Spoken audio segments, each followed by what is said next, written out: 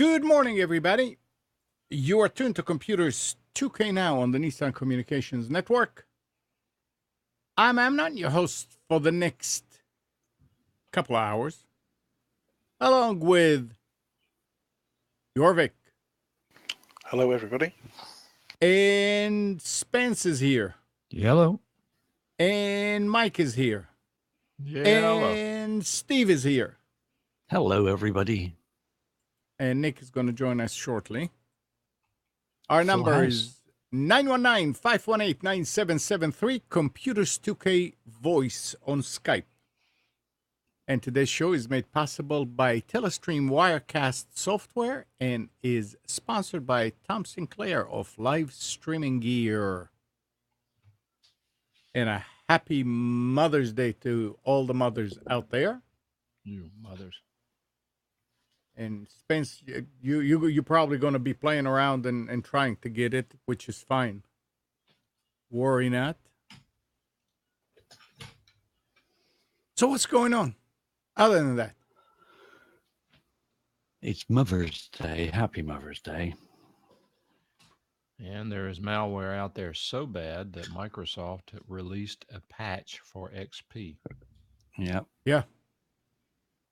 I imagine the National Health Service in the UK were bleating at them so much that they thought, oh, for goodness sake, just make a patch and shut them up. Yeah, supposedly that malware hit FedEx. All right. And it was one of these that encrypts all your files. Did you hear about how a kid came up with a solution? Some young hacker. Yeah, don't stopped it, click its on it. tracks. Yeah, but he said it'll be back because it's just all they have to do is reconfigure it. Yeah, but I would think that at this point, only new infections will screw up. I mean, all the current ones that already have the software on them will probably still try to look for that existing domain name. Unless it replaces itself. I don't know.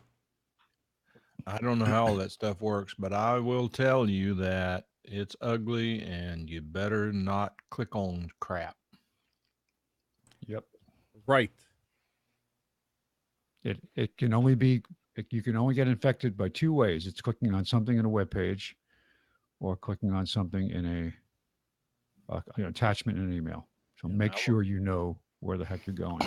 And some of these things are very sophisticated, and there's no question they can make them look very, very real. Absolutely. Oh. Yeah, actually, that's not quite true because last week there was a big vulnerability in Microsoft where just receiving the email enabled people to get into your machine. You didn't have to open the attachment. What They email closed client? Which email client? any. Any client. Yes. Wow. And it was, believe it or not, the weakness was in their own malware protection engine. Now, the interesting thing was I was just in the right place at the right time. I saw a report saying that there was problems. I went to the Microsoft site and it was on their forum. And it also said they had a patch out that same day. I looked in my PC and verily the patch was there to fix it. Now, the funny thing is, since then, I've talked to Steve and Amnon about it. All the information has been taken off the forum. And I don't think many people realize that it actually happened. If you look back in the updates, you'll see a patch to the malware engine. That in and of itself is alarming. It is. Because And I'm the fact that they wondering, remove it. And I'm wondering how much of what's been happening has been using that vulnerability. People that haven't patched. This is the problem when you don't patch. You know, if you hang on and you don't install patch, or you got patches disabled, this is the sort of thing that can slip in and affect you.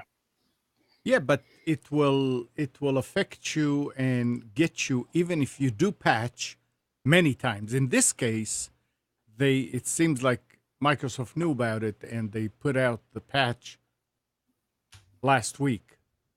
Because I remember seeing that after the few updates, and there was another update, and you looked at it, and it was the malware That's right. removal, whatever. Yep. So they knew about it, but if they didn't know about it, it would have still gotten people. Oh, yeah. And like I say, if that update hadn't been done in your machine would be vulnerable. Yeah. For those that aren't as familiar as others, when we're talking about patches, we're talking about running Windows updates and doing the updates. It's important you do them. The weird thing is, I was reading, and they kept on talking about it affecting 8, 8.1, and 10. I said, okay, 7 is fine, so not to worry about. And I said, oh, wait, I've got a Windows 10 machine on the porch. So I went over there and I said, okay, did it do the updates? It did not do the updates. I've got it set to do the automatic updates. It did not. I had to go and try to figure out where the damn updates are, Windows updates, to start it. But, and I did it, and it went ahead and worked a couple of hours and did it. Yeah. But why didn't it do it automatically? I have no idea. It's in these windows of nothing happening that people can get in. That's the bad thing. Yeah. But yeah, there are a lot of people out there who wish that they did backup and wish that they updated and wish that they used a virus software, antivirus, even though some of those reports were saying that it's that antivirus could not have detected it. No, that's right. It was in the fabric, Yep. in the fabric of the Microsoft system. So, you know, you need to do whatever you can. You can't do everything, but backup is the thing. And I had a few more weeks before I had to do my clone of the drive on my machine, but I went ahead and did it anyway, just to be on the safe side. I think the thing is, we live in an interconnected world. Yeah. And there's lots of technology, and there's some very clever people all over the world, you know, probing and testing and seeing what they can do, what damage they can do. Yep. And unless you stay sort of reasonably on top of things, you're vulnerable. The part that scares me the most is the dependency we have, many people have, on this technology. That if it wasn't there, they'd be lost. What do? I can't do anything. And that's the I think the scariest part of it is that what's plan B if this stuff goes away? And I mean, one of the potential North Korea attacks against the United States they're talking about is some low Earth orbiting satellites they have that are capable of, I don't know if they're capable of, or they're talking about electromagnetic pulse and what that would do if they, however they would do it, whatever the power source is that creates a pulse, whether it's an atomic weapon or something else. If that was to happen over the United States, think about what life would be like. How much of our infrastructure is hardened? I don't think any of it is. No, maybe military, but certainly not public infrastructure. It doesn't have to be North Korea. One bad flash from the sun could do exactly the same. It's done it before. You know. But we might have a show, but we might be mailing letters to each other. Keep a pad and a pencil handy. That's right. You have to get out on your bike and go around and visit people in person. What is that? Well, visiting people in person. That's like looking at somebody in the eye. What do you mean? Stop virtual communication. Yeah. So we'll have to go down to the Smithsonian in Washington and figure out where all the old telephone switches are, all the electromechanical telephone switches. Well, Mike's got a garage full of museums. And I can sell that from the garage. You'll make a fortune, Mike. Yeah. It's we make a joke of it, but It's it's something that could actually happen. It makes it really scary. I mean, can you imagine what it's going to be like? Well, you know what it's like when your computer internet goes down or your computer goes wrong until you get it back from your mate who's gone round and fixed it for you. It's like, I don't know what I'm going to do. What can I do? There's nothing to do. This shows how vulnerable we are. So, only think it was 100 countries. It Oh, really? actually infected 100 countries. Now that's massive scale. Yeah, and I'm waiting for the media over here to come out and say that the reason why the U.S. was not hit hard is because Trump knows who did it and they're friends. Yeah. Okay. That's right. Yep. He did. But- He was in a broadcast. He did the secret sign. And I said, "Oh, okay." But you know, I mean, it's really, people are asking me why Delta Force's email is so tight, and that's why, because things like that. Because I try and I almost work on it all day long, off and on, to tighten up, and in many cases, it affects the customers. Mainly in if you forget your password and you enter it and it's wrong, it locks you out. I don't give you 10 chances. You have one chance. But people can always call me and I fix it right away, and then I'll whitelist them one at a time. But the thing is that I see it over here. If I look at the log of the servers, the kernel log, it is unfreaking believable the attacks that people are trying to get in to different ports.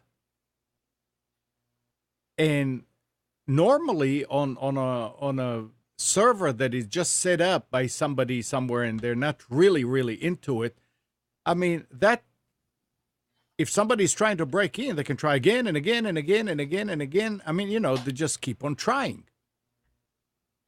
And that's how they break in.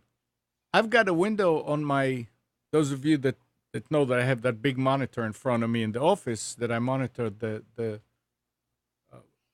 servers. I see when people are trying to connect to email that they are not customers, that they are failing the password. And I blacklist them right away. I put them in the fire. They can't get into the server, period, anymore. Any of the servers. That screen in the last few weeks is just scrolling. It used to be like every now and then somebody, but lately it is scrolling. Because it's not people anymore around on it. Right. It's all mechanized. Exactly. You know, there's millions of attacks probably every day, and it's coming from just a few points.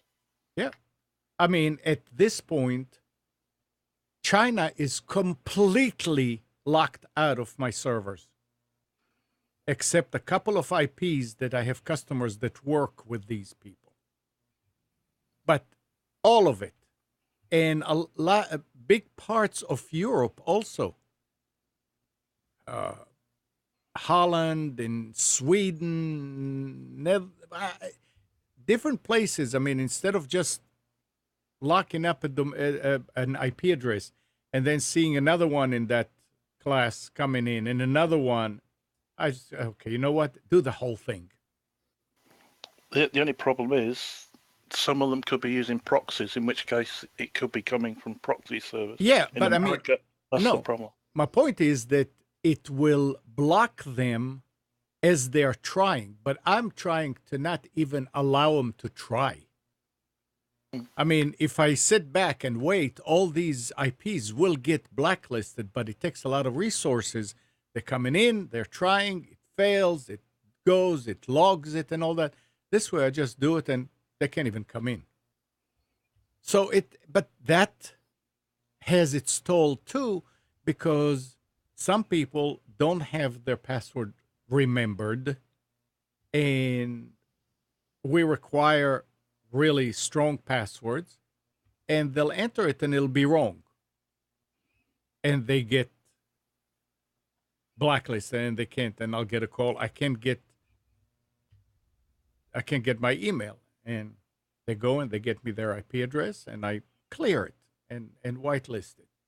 In many cases, most of the customers are local, so it's easy to whitelist most of the local networks, so it's fine. But this is why, and a lot of places don't do that. They allow everything to come in. I mean, I've got rules for what's in the body of a message from here till eternity. All kind of things that could come in that shouldn't be in an email message, and it will reject it, and it will reject it. And sometimes, again, people will call, customers will call, say somebody's trying to send me an email and they got such and such message, and I go and look, and I said, yeah, they have this phrase in the message that really there's no reason for. I mean, one of the most common one is, please click on the attachment. I mean, if you're sending somebody a file, they know that there is an attachment. They know what to do. You don't need to force them or direct them into click on the attachment. Spammers use it all the time because people don't think. So if a lot of people were doing that, that would be great.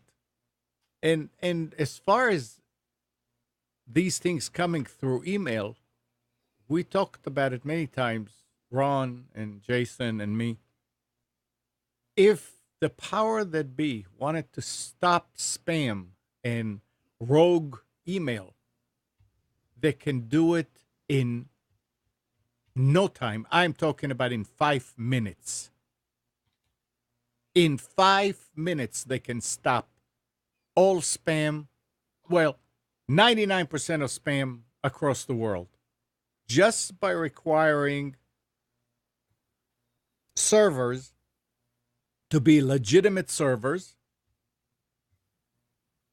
and to require all the signatures in the email. If all the servers in the world on the internet, real legitimate mail servers,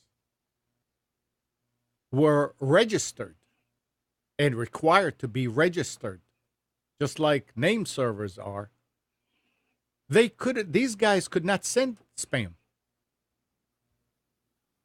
because the receiving server will go and check and see, okay, so xyz.com, mail.xyz.com is trying to send email. There is no such thing. Forget it. Here's a problem with that. Yeah. Some of these mail senders don't even use an SMTP server. Well, right. But that doesn't mean they're illegitimate, though. No. If you want to send an email on the internet, they'll require that you use a real email server, then it has to come from that particular from an email server that is registered and is known to be this is a mail server. It doesn't matter what. That. But there are applications that will send email directly without going through an SMTP server. That's too bad. Well, you say that because you're not doing it. But if you're in a big company and that's part of an application that's hard-coded in there intentionally to bypass SMTP servers because they're all locked down so much that sometimes people have trouble sending legitimate email, particularly, wait a minute. Okay. Particularly a legitimate application that is maybe an older application, maybe no longer available. It's mission critical to the company, and it has to send through, I think it's called HTTP instead of SMTP. I'm not sure. I'm not a mail guy. But there are applications I have that will allow you to bypass an SMTP server to be able to send it. So okay. So while what you're saying is valid, it's not an easy solution. It is easy, Mike. I disagree. Now, listen to this. So, that particular company that's using that particular software, since this is their mail server, will have to register it with the quote unquote authorities and have a way to be traced. The problem is that you can't trace those guys that are sending it from their AT&T IP address. So you can still register a legitimate, now in that case, what you're talking about would be a legitimate mail server. It's just that they don't use a central one. I'm not sure that's true. You'd know more about that than I do. No, I mean, I don't know the answer to that. Yeah, if you're sending out from, like, I have my billing software that can send on its own. I don't use it like that, but I use it to send out through the actual mail server.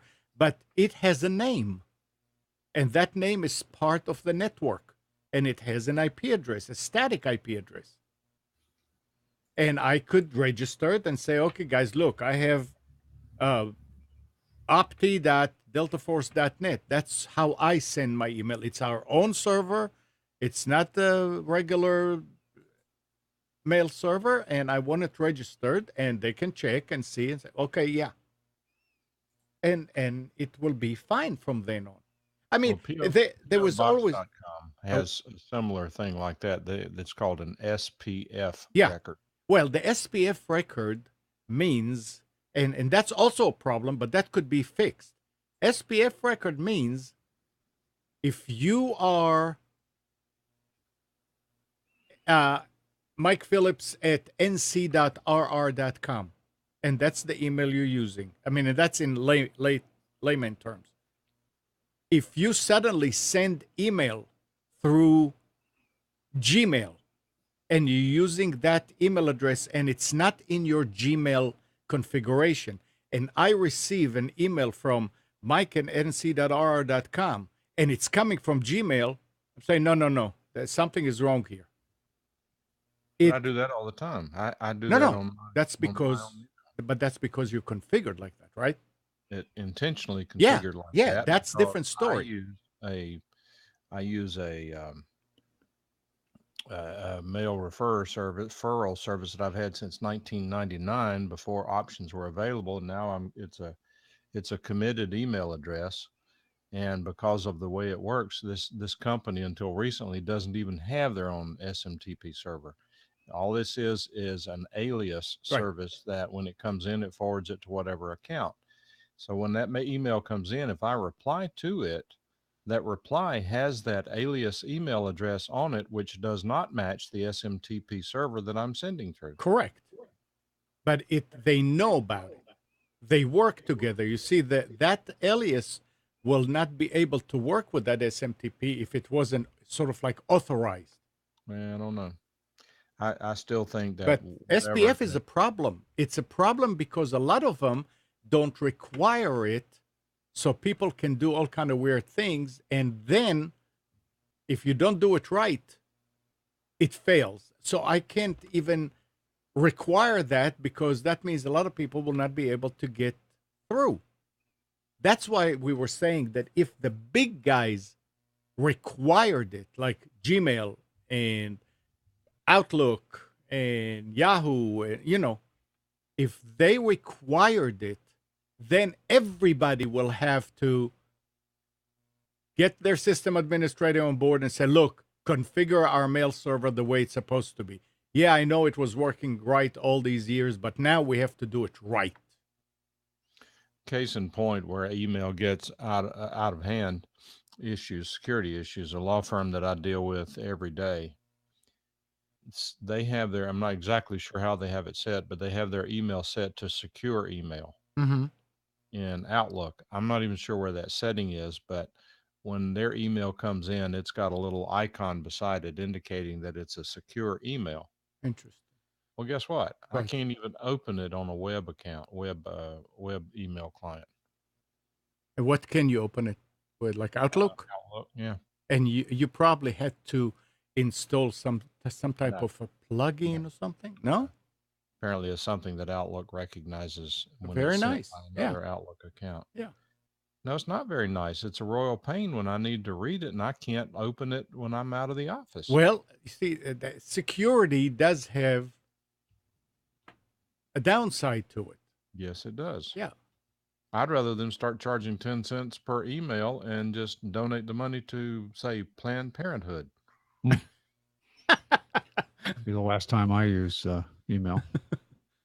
Yeah, that's a joke on both. Yeah.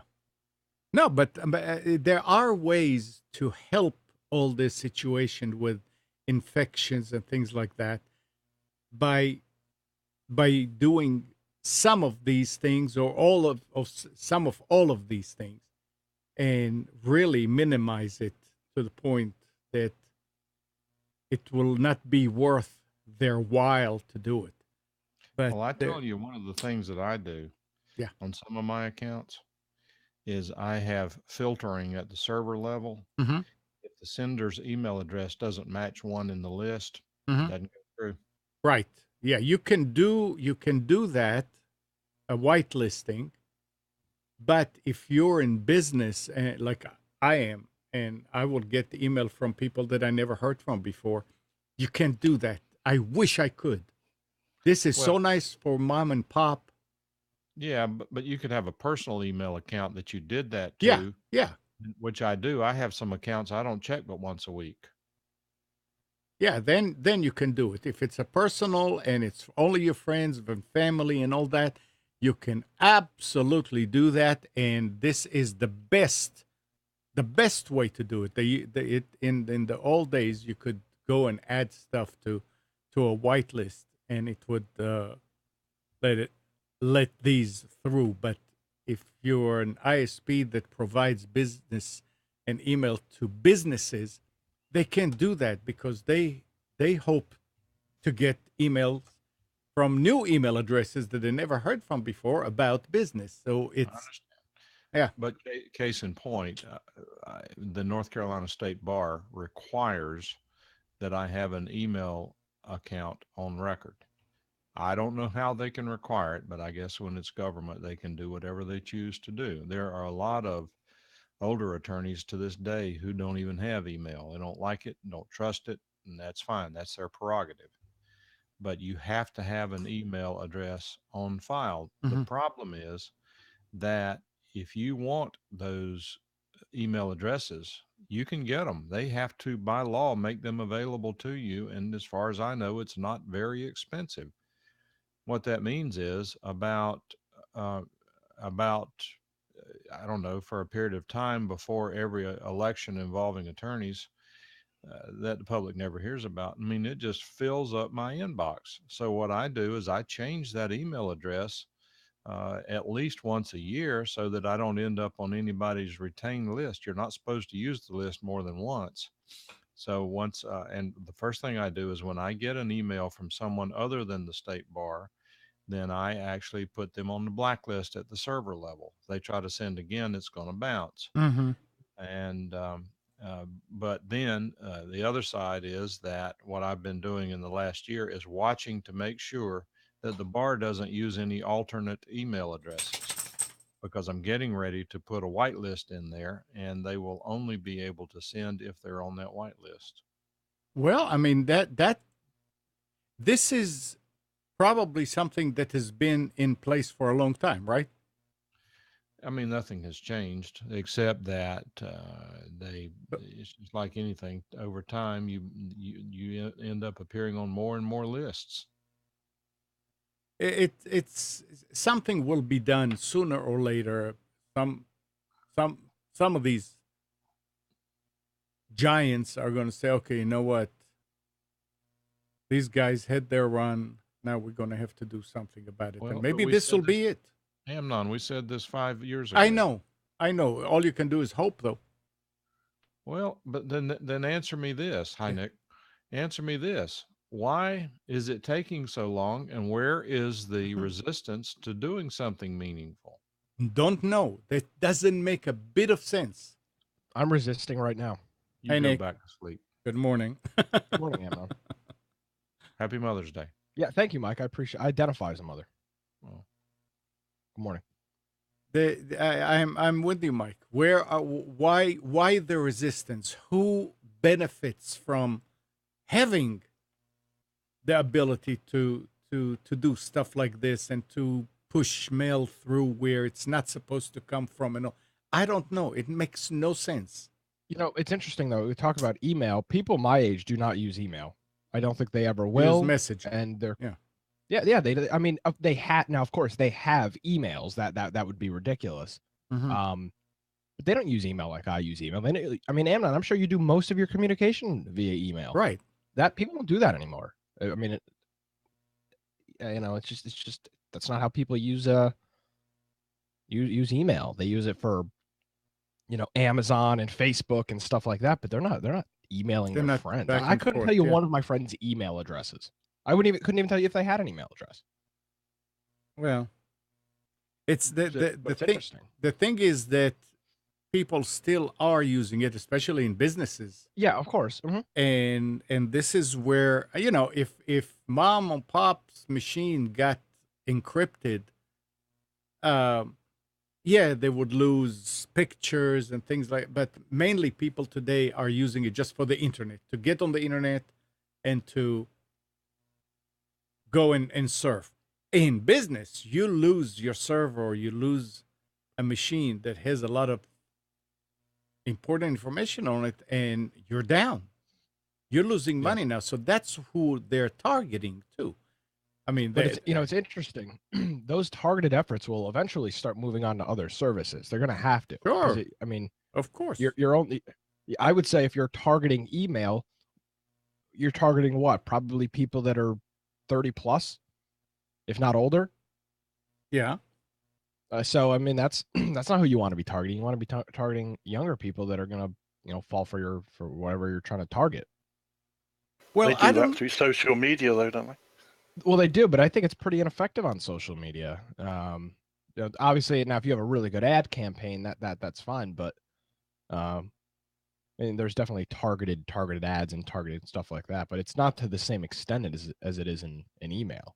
It's a totally Yeah, different but game. the thing is, we're not talking about targeting people with ads. We're talking about targeting everybody and have them click on a link No, that will really damage. Well, no, and that's what I'm saying. You can't really do Yeah. that on social media. The only targeting you can do on social media is ads. There's not really a way. That's- I mean, that's you right, can because- you can send malware you know, over a link, but Yeah, and You know, besides, it's that's the good side of social media, is that when something like this happens, it spreads right away to everybody. Hey, don't do this.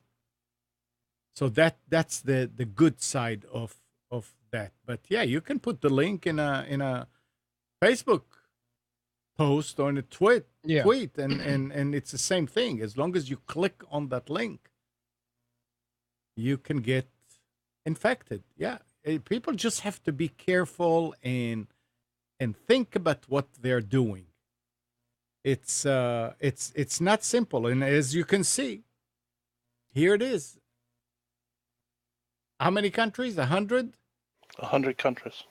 Yeah, the biggest ever. yeah. It's scary. So 919-518-9773, computers 2K voice on Skype. Call us. Tell us your feelings. Yeah, and I've got one. I don't know Go if ahead. this has already been said or not. Yeah. I only No. caught the last 20 minutes or so of the show. You know, this is why, you know, once you, and I guess in this case, this is the NSA. These are allegedly the NSA hacks that were released a couple of months ago. Allegedly, yeah. You know, once you make this stuff, there's no getting it back. I mean, Right. you know, once the stuff's out in the wild, even if it's not out in the wild, once it's made and the exploit is there, it's over with. So, some scary times ahead. Yes, very scary, and this is why we should think about backups and backups and backups. It's it's the only thing that can save you for something like this if it happens to you. True, but there's also one new dimension to that now with these new viruses, and that is that once you do the backup, you need to disconnect the hard drive from your computer. Absolutely. The drive that you are backing up to should be disconnected from your system. What Can about they encrypt a network? Can they encrypt a network drive? Yes. They can do anything. Once they're on the network, they can, yeah. Unless you have a password, which they can probably figure out, because otherwise the network drive doesn't do you any good if every time it's trying Yeah, to you're right. access it, you have to enter a password. Interesting. But here's what I'm wondering: if the internal server is Linux, does this malware have the ability to encrypt the drive since it's accessible through Windows? I don't think so, not yet anyway, because they were depending on the way that they are encrypting and do all these scripts that are doing it are Windows scripts, not Linux scripts. But the driver has whatever that Windows utility is in Linux to enable access of that drive over the Windows network. So I wonder. Yeah, I don't know. I couldn't tell for sure. We need to find out if anybody with a Mac got hit. If they did, then that means they can do it with Linux too, with Unix. But don't have any information about it. No.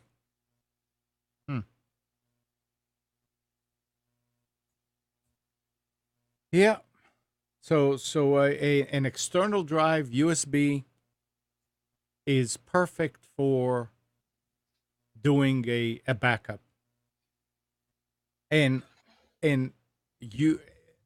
external drives are cheap. Amazing how Much cheap they cheaper. Well, much cheaper than to have to pay for a decrypt that may not work either. Yeah, it absolutely may not work, and then Right.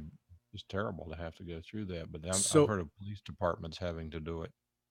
Yeah. What? I've heard of police departments having to pay the ransom. Yeah, isn't that something? But my what I was going to say is get a couple of them and always have a clone of your drive too.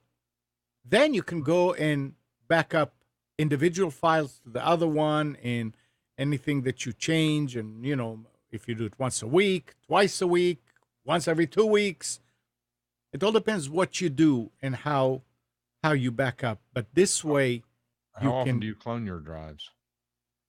I do it about every month. I try to do it once a month. But in between that month, I use a program called Second Copy, Right. which every time you change something, it goes and builds another drive and adds it. Then I do batch. I have batch files 4 times a day that copy the important files like the financial, the QuickBooks, and things like my email, my documents. It copies it to 4 different machines on the network. Now, yeah, they are on the network.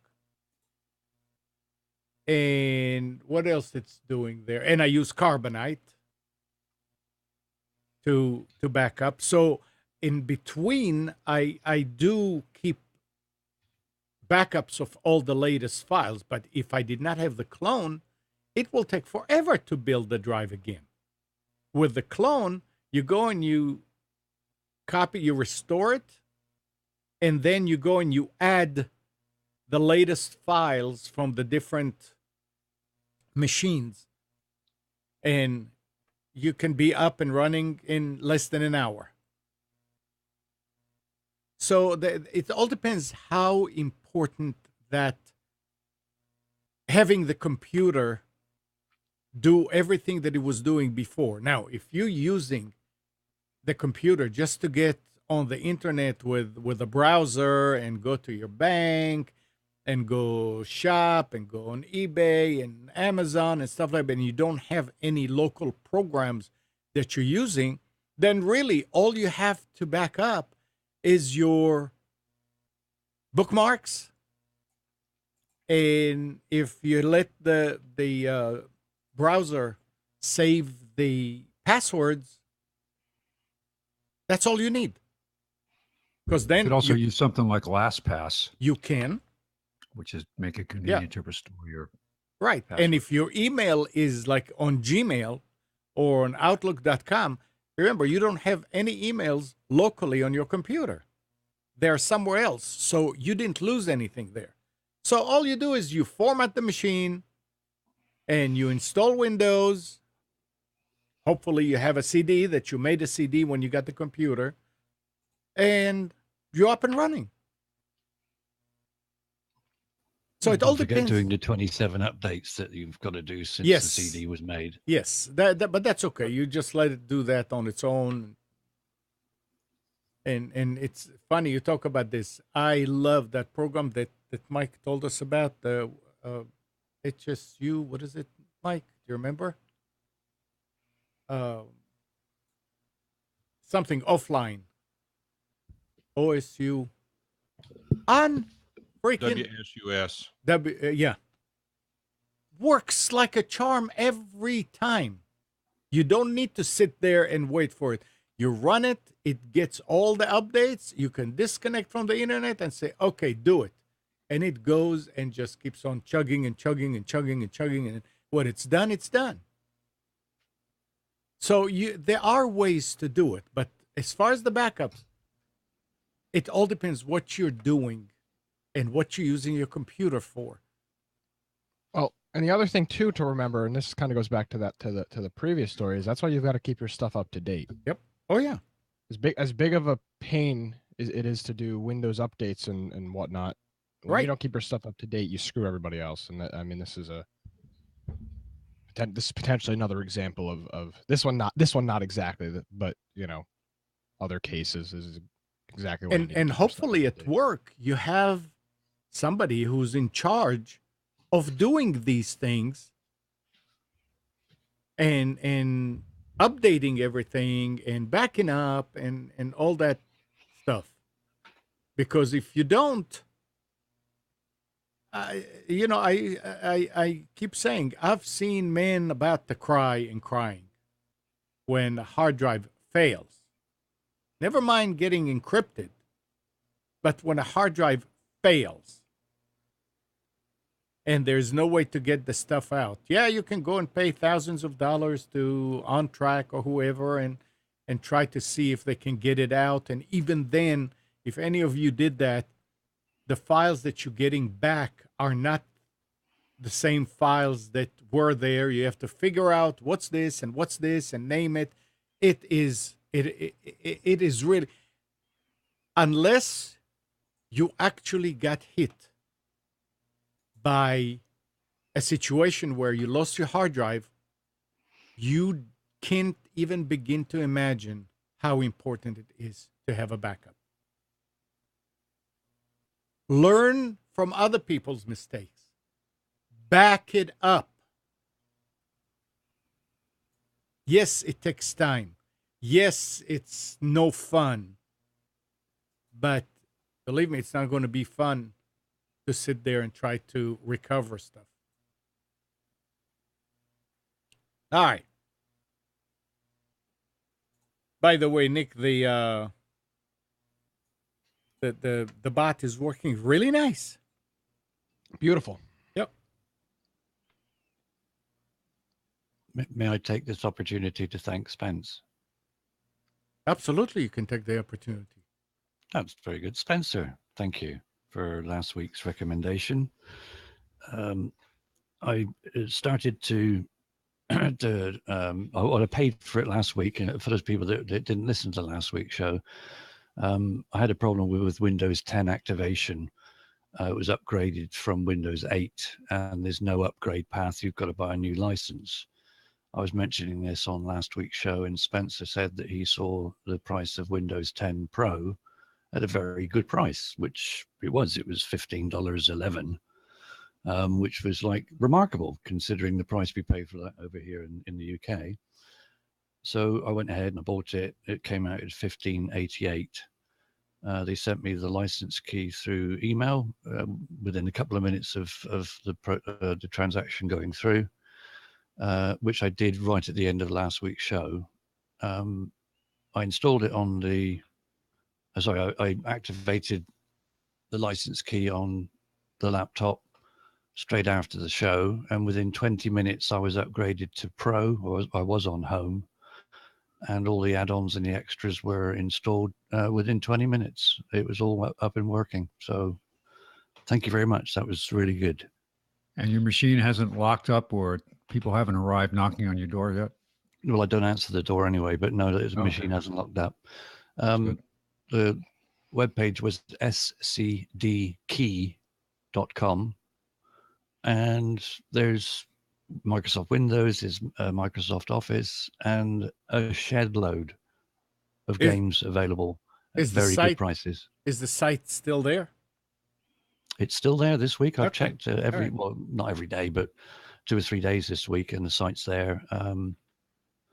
I was going to actually buy Microsoft Office 2016 from there because I don't have Office. I never have found a need for it, but I thought, well, I'll have a look. But I thought, well, let's do a search on Google. So I searched on Google for Microsoft Office Home and Business 2016 Pro.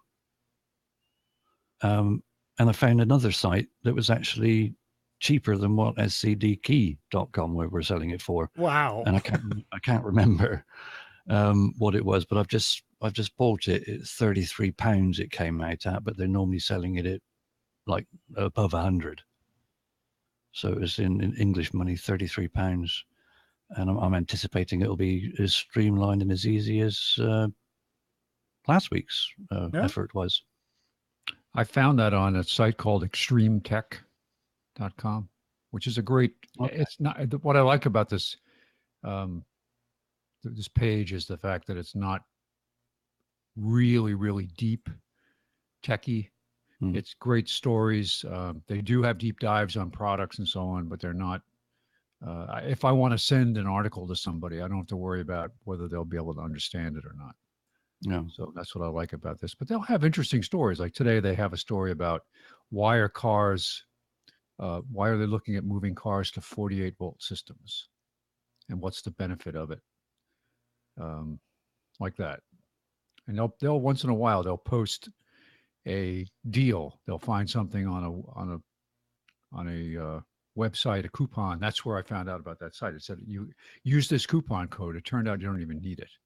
You didn't need it. So yeah, Windows 10 Pro for $15.88. yeah, it's still they're under their deal tab. It's still there. It was Windows 10 Home, which wasn't activated, but as soon as I put the key in, it said there are updates to download. It updated, and then it said installing add-ons, and then it did a reboot, and it came back and it said welcome to Windows, your copy is activated, licensed and activated. So it was like, wow, 20 minutes. I was expecting a couple of hours. It said Windows 10 Pro, but it's spelled, instead of PRO, it's PROUGH. Yeah. It's working. I mean, it's on the laptop, so I don't use it very often, but it certainly came back and said it was activated when it went off to check. So, yeah, great. I love saving money. Thank you. Spence, that's the latest version of Windows. PROUGH? Yep. Yeah, that's right. Yeah. Another one of Microsoft's brilliant marketing campaigns. That's it. 919-518-9773, Computers 2K Voice on Skype. You know what I find insulting about Microsoft marketing campaigns is when you're watching a TV show and they're sitting in their car with their Surface and showing you surveillance, like if it's a cop show, or they're showing you a surveillance picture and they'll touch the button and undocks it from the keyboard and they hand it to the guy to look at it. I said, you can't just hand him the machine. you have to detach the keyboard to look at something. I mean, it's all about product placement and all that and showing people what it can do, but it's some of it's very annoying. I've got something, Amnon. Yes, go ahead. Have you covered the HP story yet? No, I You haven't, want- but we didn't. Go ahead. Oh, okay, so this is interesting. We always talk about when you buy a new. Unfortunately, when you go out and you buy a pre-built desktop or laptop, it comes with this bloatware. Typically this is like, 6 months of McAfee and cool free games, and it's just garbage stuff that is installed on these computers. And it turns out on some HP laptops, according to a Swiss security firm, they believe they've discovered several audio drivers that are on HP laptops that contain key logging type features that obviously would record your keystrokes. And they're saying that it's storing those keystrokes to an unencrypted file on the computer's desktop. This is fascinating. Yeah, you really need to keep your eye if you have an HP. Although HP did release a fix for it. Well, but it's interesting though. I mean, looking at this, if you were to say, all right, this is some bloatware that had malware in it, that's one thing. This is an audio driver. Yeah. Right. And it's from the chip maker Contextion. So that it's what do you do at this point? You're not supposed to install computer drivers? Right. I mean, what do you do? You can't. There's not much you can do because you don't. I mean, you come up and you install something and say, you trust this source? Well, I mean, if it's Microsoft, you have to trust it. Who do you trust? Who don't you trust? Let's see who's online. Good morning. Good morning. This is Gene. How you Hey, doing Gene. this morning? Hey, Gene. I got another Windows 10 idiosyncrasy to talk to you about this morning. Idio or idiot? you figure it out after I tell you the story. Go ahead. One of my machines running Windows 10. Suddenly, last week or the week before last, I can't remember. I have Word 2016 Home and Student installed, and suddenly it wouldn't respond. I'd open it up and Word would not respond. And what I have to do is go to Task Manager and end the task, and then the second try, it opened. And even if somebody sent me an attachment with a Word document or a Excel document or a PowerPoint document, it was saying not responding. So I Googled the problem, and boy, I'm not alone. It's happening. It's happened a lot, and they're attributing it to, guess what? In some cases, not all cases, an update on Windows 10. A Windows 10 update caused a problem. So how do you fix that? Well, you can go back to System Restore. You can go back and restore to a point before it happened. But I wanted to try and repair the application. So I went to Programs and Features in the Control Panel. Mm-hmm. And went to Change. And in Change, you got two ways you can repair a program. You can repair it online, or you can use a quick repair. I tried the quick repair first, and the quick repair worked on opening them up from my desktop, but still had the problem trying to open up something somebody sent me as an attachment. So I went back in and did the online, which takes a lot longer, the online repair, and got it fixed up. So I'm thinking to myself, well, this is great. Now, these are both Microsoft products, right? And by the way, if you Google a problem, a lot of people in there will say, oh, there's a work, use Google Docs or something else. But, they're both Microsoft products. They ought to work together. Mm-hmm. And I don't know if anybody else has had that problem, but in case you do, you just got to go back in there and you got to repair the applications. Interesting. Yeah, really strange. Oh, by the way, Googling a problem also said that it's possible that it's happening in some cases with Office 365 as well, not only Windows 2016 Home and Student. What I can't figure out is why on some machines and not others. Is it the way the machine is configured, or is there something about some machines where the upgrade will screw it up and others it don't? I have no idea. I just thought maybe one of you guys might have an idea why it would happen on some systems and not others. It's if you own the system, then it'll happen to you. It's only systems that you own. So, Gene, don't buy them. Because if you buy them, it's going to happen to it. I'm kidding. I know. I know, but there's no really technical reason why that should be true, right? Agreed. It'll only happen.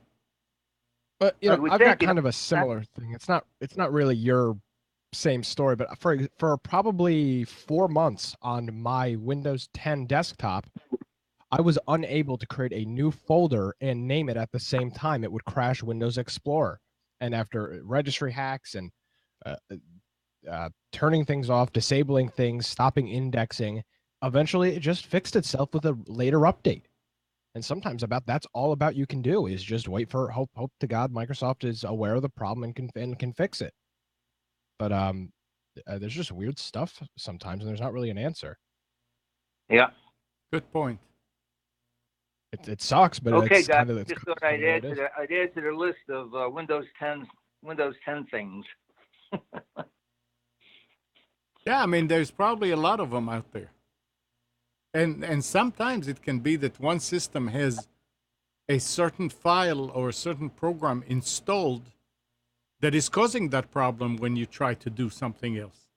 And the other system does not have the same. So it's working okay.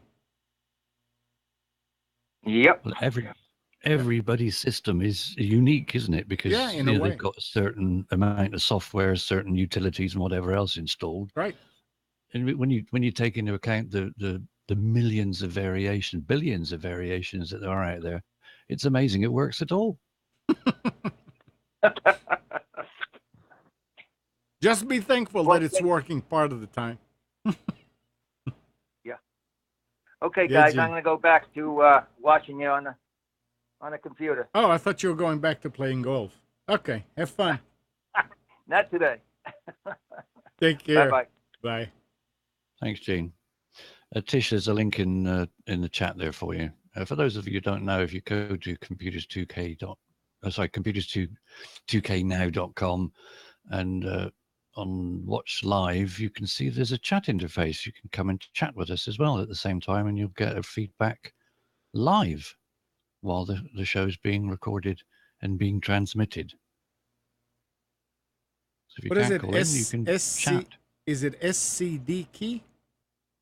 Yeah, scdkey.com. I'm just wondering when they came. Oh boy, they're since 2013. So yeah, Been around a while. they've been around for some time. Makes you wonder how they can do it for those prices, especially when on that Mac is a Mac version of Home and Business Office. It's 86% off. I don't know. Maybe Microsoft is actually paying them to say, "Look, go ahead. We want everybody on Windows 10." Well, why don't they just do it themselves, sell it at a reasonable price? And there was a story. Oh, wait a second. First of all, Spence, you want to do the specials? Spence is not there at the present moment in time. That's fine. That's okay. There was some story here about Microsoft trying to join the latest trend, like Alexa and Google Home and all that. Here it is. It appears Microsoft also wants a slice of this nascent market. The Verge's Tom Warren claims that Microsoft has been working on a feature for Windows 10 that would allow it to better compete with devices like Amazon's Echo, dubbed Home Hub. The feature is designed to create a family environment for a PC with shared access to calendars, apps, and even a new welcome screen. He adds, Microsoft is even planning to support smart home devices like Philips Hue lights to enable Windows 10 to act as a hub to control and manage smart home hardware. While we've heard about Home Hub before, The Verge has obtained internal concepts of exactly how Microsoft is imagining Home Hub will work.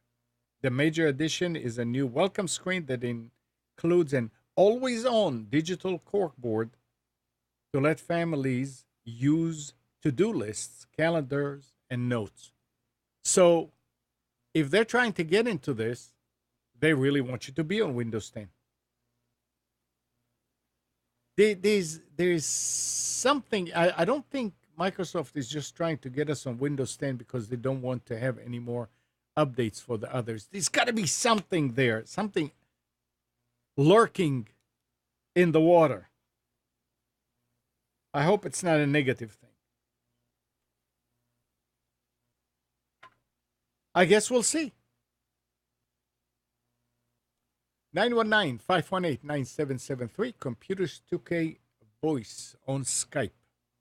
What else? Just reflect back on that last topic we were talking about. The site where I bought my office from is called techprokings.com. TECHPRO kings.com. Okay.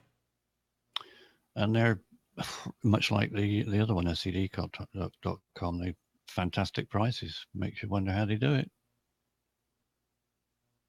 It's really interesting. I mean, if it's not a pirate site, and I can't see how it could be if they've been doing it for what, 3-4 years. Yeah, well, this one has actually got a phone number as well, which is the SCD.com has got a chat interface that you can chat with, people there.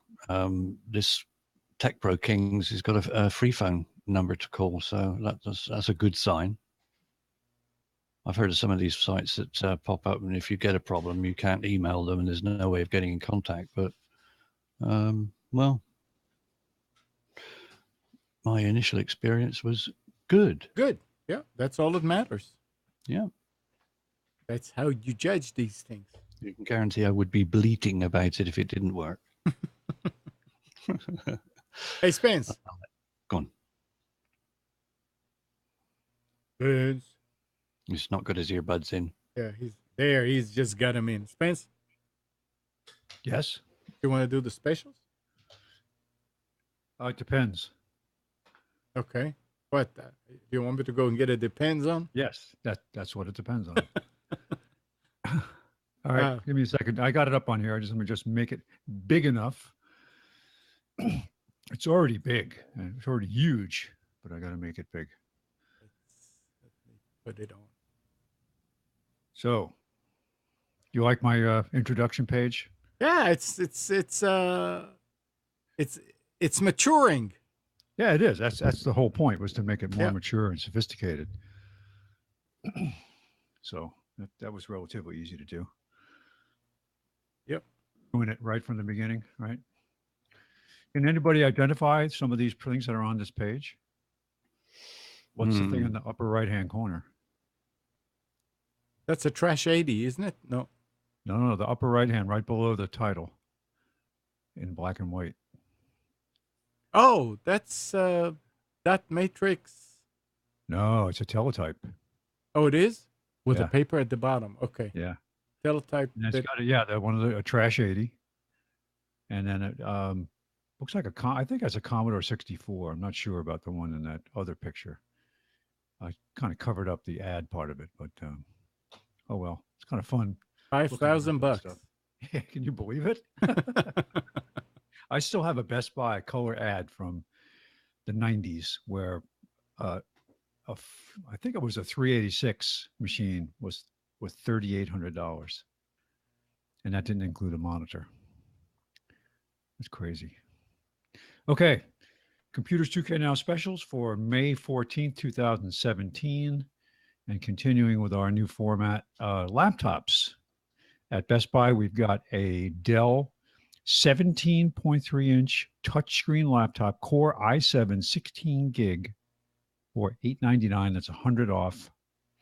If you're going to do scientific computing, CAD, processor intensive stuff, there you go. It seems like they ran out of touchscreen laptops for a while. There weren't many, and suddenly they're back. So I think it must have had something to do with retooling somewhere, or prices, or availability of components, because it was the big thing was touchscreen, and then you saw a few for about a year. You just saw a few every week, and now it's back where most everything is touchscreen. Lenovo Ideapad laptop with Core i5 for $379. An i5 for $379. That's $220 off. That's at Office Depot. At Staples, we have HP Pavilion 15.6-inch i7 for $599. That's $180 off. Again, the B in the circle is Best Buy. The O in the circle is Office Depot, Office Max, and the S in the circles is for Staples. Desktops all in one. We've got an HP Slimline AMD A8, which is a true quad-core processor for $319, 30 off. A Dell XPS Core i7 desktop for $799. That's $200 off. And a Lenovo, well, I should say, the first one was Best Buy. This one was Office Max, Office Depot. And the third one is at Staples, Lenovo desktop PC Core i5 for $369, $100 off. Best Buy has an Insignia 8-inch use once and throw away tablet for $59.99, save 10. Office Depot, Office Max has a Lenovo Tab 2 10.1-inch Android tablet for $149. That's 50 off. Staples has Apple 9.7-inch iPad Pro 128 gig for $549. That's $150 off. Networking at Best Buy, we've got a good deal on an AC router. This is not the one with all the bells and whistles and it's very expensive. And this is a fully functional for a house environment. The standard AC standard will give you many of the features that the more expensive ones have. But this is a dual band AC 1200 router from Netgear for $79.99, 10 off at Best Buy. Office Depot has, this is not a sale, but I stumbled across this looking at network products. This is a Fluke professional scanner kit for networks. It works with data, it works with video, and it works with audio. So this is the kit for the professional to do tracing, to do network mapping. It's got all kinds of software. $915. I don't know what this would have cost 10 years ago, Amnon, but all these things, you can imagine. I have an old Fluke twisted pair scanner that, I mean, it's got to be 15 or more years old. It still works. It tells me, it does a time domain reflectometry to go out and tell me how far out connections are, the end of the cable, a break in the cable. It's a great old tool. Analyzes the cable, looks for issues with the pinouts and so on. But these kits are great. That's at Office Depot, Office Max. Staples has a Netgear AC750 range extender. Works over power line for $69.99. It's 10 off. Storage. We talked about portable storage and how important it is to have your backup and to, after you do your backup, disconnect it from your computer. Western Digital has a portable 3 terabyte external USB drive for $109. That's incredible. 3 terabytes. Office Depot, Office Max has a deal on SanDisk Ultra SDHC cards, the regular format, which uses an adapter, or the micro format, 32 gig for $19.99 is half price. Lexar Jump Drive. This is a 32 gig USB 3.0. The picture shows 128. They also offer that, and it doesn't have the price here. That's interesting. Save 25. Oh, you save $25. I think it's half price, or more. It's like 19 something. Why isn't the price there? That's all right. Maybe I covered it up. Interesting. That was at Staples. At Best Buy, we've got, not that I want to tout the Surface, but this is an interesting device. This is a Surface dial, and it works with the Surface you touch this thing. It's essentially a disc. You touch it, you push it on it, and whatever application in it opens up the menus for editing. So if you're using Acrobat or some other editing software, it will open up the menus and make it much easier than using a mouse or a scroll wheel. Just turn the dial back and forth, which is how most professional CAD operations use dials. I mean, the older CAD used to have essentially a platform next to the keyboard with a series of dials on it that would use, because you can do much finer incremental changes using dials also when you're drawing. But $99. I know this isn't high tech, but these canned air products can be very expensive. So here you've got a pack of 3 for $10, which is a good deal. I've It is gone a in good and deal. bought an individual one at an office store and paid $10 for one can. Yeah, just- I have as well. Yeah, it's just Scary price. ridiculous. I'm sure on Amazon you could probably get a great deal on a package. But the point is that if you need them, this is $7 off the regular price.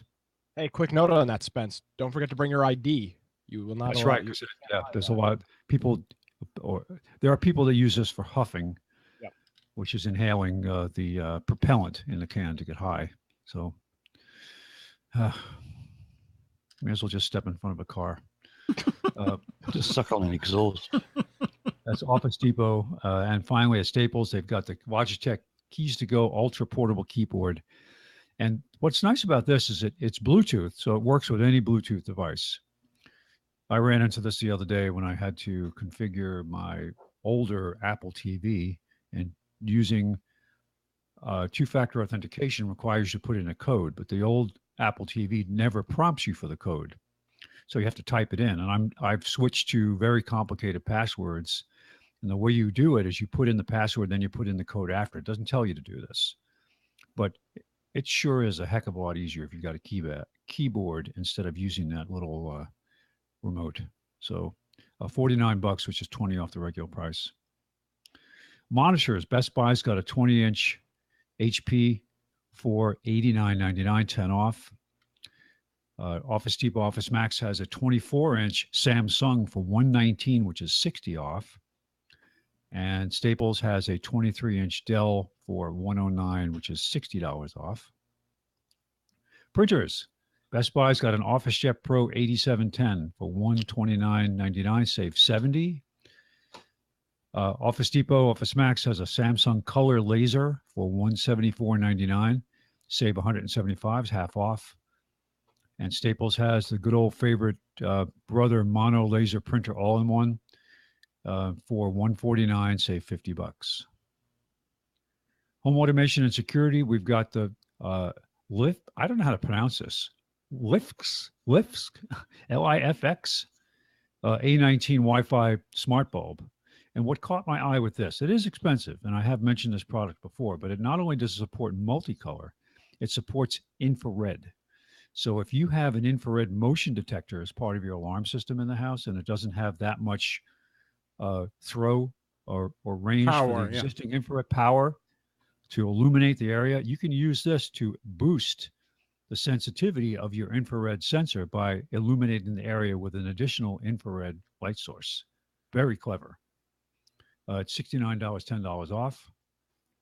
I have this Asante battery powered, that's at Best Buy. At Office Depot, Office Max, we have the Asante battery powered smoke detector. In many cases, because I work on houses that are being prepared for sale, especially older homes, some homes don't have wired, AC wired smoke detectors. But in order to satisfy either code requirements or just having them in your house to sell them, they want multi-level smoke detectors in the house. This system, expandable system, you can buy a kit, works over Wi-Fi. So not only do you get the battery-powered smoke detectors, you get the functionality of a central system, and you can expand it to add to it. So if you have a smoke detector go off, and they do make gas versions of this too to detect natural gas, it will talk over Wi-Fi, extended range Wi-Fi, and send you a text message or give you some other type of alert, an email, as well as you can use it for home automation. So a clever system, $149 for a 2-pack that includes the base station. And finally, at Staples, we've got a Netgear Arlo 3-camera HD wireless system, true wireless system, is these operate with batteries for $399. That's $50 off the regular price. And as a product focus this week, I want to talk about Tile. Amnon, have you ever seen this? Know No. anybody that uses this? It's essentially a transponder that you attach to the device you want to track. They have two versions of it. They got the standard version, puck, and then they have the thin version, which is, they say it's 2 credit cards thick. And this is the kind you would attach. You could put it in a passport folder. You could put it in your wallet. But you download the app. You register the device by, you have to have Bluetooth on your phone. And now, if you want to find your phone, you press the button on the Tile, and the phone, you'll be able to find your phone. If you want to find whatever the Tile is attached to, you open up the app. So if I can't find my keys, all right, ring my key fob or ring my key Tile, and then it'll start to chirp to tell you a sound. It actually has a way of, as you get closer to it, it shows you on a map the vicinity, the last place it detected it. But what I thought was really cool about this, there are lots of products out there that do this. This is the best selling one. But they have a feature where, say you were out riding on your bicycle and you drop your wallet, and the Tile is in your wallet, and someone picks it up and drops it in a lost and found at some local business, a coffee shop. This is the example they use on their video. It will activate the device, and it will talk to other devices that are part of the Tile network and actually help you find it by saying, we just discovered your missing device and it's in this location. So it's clever. You can use it to find your car. You come out to a parking lot. I don't know where I parked. Or you're in a city and you parked on a side street somewhere. I can't remember where I parked. It will show you the last known location. It is limited to network availability. It works on Bluetooth, but it will connect to other devices, which is very clever. So it doesn't go warm, cold, warm. No. I have a No, question. it will remember the last known location that it talked to the device. Wait, Mike has a question about it. I have a question. So if you're going to press the button on your phone to find out where your phone is, that seems a little unnecessary. No, that doesn't work. No. Okay. But if you have the Tile, it will locate your phone. Okay. So, which is cool. Well, I was given this as a gift, and I'm using it for my keychain, which is the thing I always have to look for. And it will just, from the phone, just press the button, it'll start to chirp. And if I leave my keys in a store or something like that, which I've never done that, thank goodness, or leave it somewhere or on a job site, and I go out to the car, I said, where did I leave it in this job site? Then I can use the phone to go help me find it. I've got an idea how to solve that problem. If you put your car key on the same key ring, you won't drive off without your car keys. Yep. One big selling point, looking at the description you've written there, is it'll make your phone ring even if it's on silent. Yes. That's a very good point. You have to have background refresh on. And it does use up, they do have some battery save modes. So you don't necessarily, I have an iPhone 7 now, and it will, if it's running constantly in the background, you do need to pay attention to things like battery life. The actual tiles themselves will last 1 year from shipment, and they do have a special plan. You don't have to pay the full price for replacements. So if you have one you're using, it gets 1 year is up and the battery's no good anymore, you can actually exchange it for another like device for cheaper than the initial purchase price. But my daughter was telling me about that, but I haven't actually fully investigated that yet. But some of this could be very clever. I mean, just put it on your luggage when you travel. If you're in an airport and somebody steals your bag off the carousel, and you're standing there and everybody's already picked their bags up, and the airline says, nope, it was delivered, you can track it with this. And if it gets into a vicinity with another tile, they'll talk to each other, which is But can cool. you buy a one unit and then buy additional tiles for a lower cost? I don't know, but it's pretty cheap anyway. I mean, you can get them. The prime price is $25, but it looks like there are other places to buy them for as low as 19. But that I didn't get a chance to read through all of their information. Yeah, I can't wait till these spam callers figure out how to make your phone ring even when it's turned off. Yep. That's it. Yep. And I would say that Verizon, AT&T, and iPhone are woefully behind when it comes to techniques for managing spam callers. I did what you did, Amnon, this past couple of weeks ago, in that 2 of my home phone lines are VoIPO lines. Mhm. And so I activated No Robo on both of them. And I mean, sometimes we go a long time with no calls, but so far it seems like the number of junk calls we Yep. get Oh, yeah. either gone to zero or gone way down. Yep. I've got a technique that will actually block 99% of all robocalls if somebody would implement it in the system. That is, you would dial my home number and it says, please enter 14 to continue. 14, boom, you get through. Next time you call in, please enter 27 to enter to continue. These computers really don't have the ability yet to do that. They're just not there yet. And this was discovered by phones that say, for customer service, press 1, for uh, whatever, and they don't get calls because the computers can't get past the call director.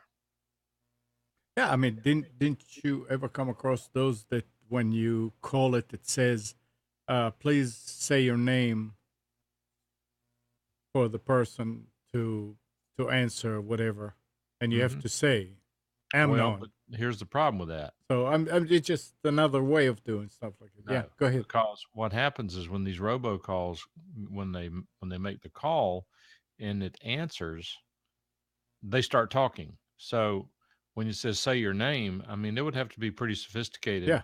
to differentiate between my name is Jose Homanadana instead of whatever his name was, Yeah. instead of Amnon, because it's going to be Okay. something that, Yeah. hi, did you realize that you can get vitamins for free just by sending us $29.95 in shipping and handling? So Yeah. that would bypass the voice prompt, in my opinion. Sounds like a good deal on those vitamins. I'd be interested in that. Yeah, we got a show on the air at what time today? 1:30? Ah, yes. And you can get all you want. In fact, we need people to call up and buy. Yeah. All Actually, right, Spence. 4:30. Spence, is that it? That's it. Thank you very, very much. You're welcome. And by the way, Amnon, do you still have your VoIPO referral link on the website? Yeah, I think so. Have you had anybody take advantage of it? One person. Yeah, let me tell you, and Nick knows this. I'm pretty happy with VoIPO. It's voipo.com. Yeah. Mm-hmm. I was one of their earliest customers. The guy actually left HostGator to start the company. He left HostGator? Yeah. Really? Huh, that's quite a move. I agree. I suspect they bought him out with a ton of money. But anyway, I know the owner. I've never met him, but I mean, on the internet, I know him, and he's been very helpful to me. And we've got this radio station that Nick and I are working with down in Wilmington. We wanted to get a call-in telephone number for callers, wanted to get something rememberable or easy to say on the air. So I worked with him, and we got, tell me what you think of this number. The local area code down there is 910. So it's 910-405-1000. Very nice. Sounds like a good number to call in and order vitamins with. Yep. What's that at 1:30 or 4:30? It's at 1:30 and 4:30 and 8:30 All right. this morning. So you need to call in order each time. Yep. Yeah. And that number costs $5 extra one time. That's a hell of a deal. I think so. There were some other really good numbers there. These gypsies, they have to get it through another company. So. Oh, hold on. You can't say that. Okay. Why?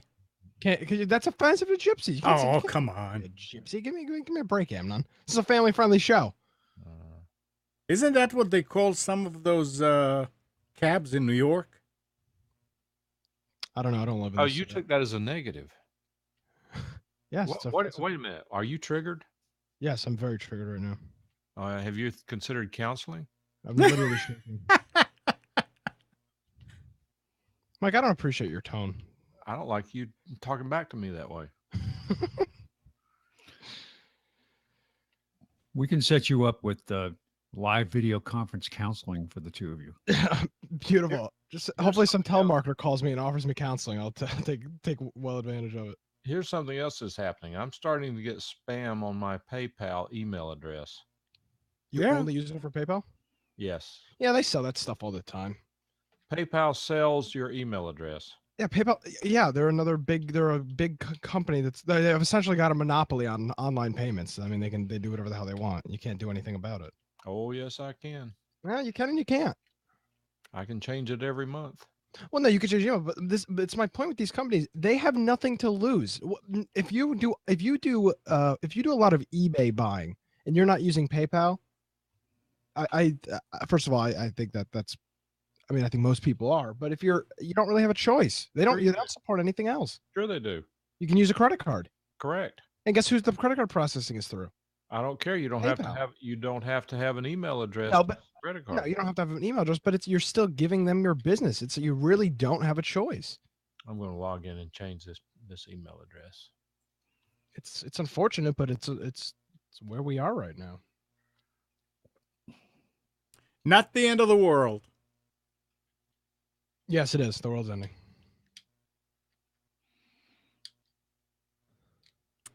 Yep. All right, let's see what else is going on here. Now the Galaxy S8.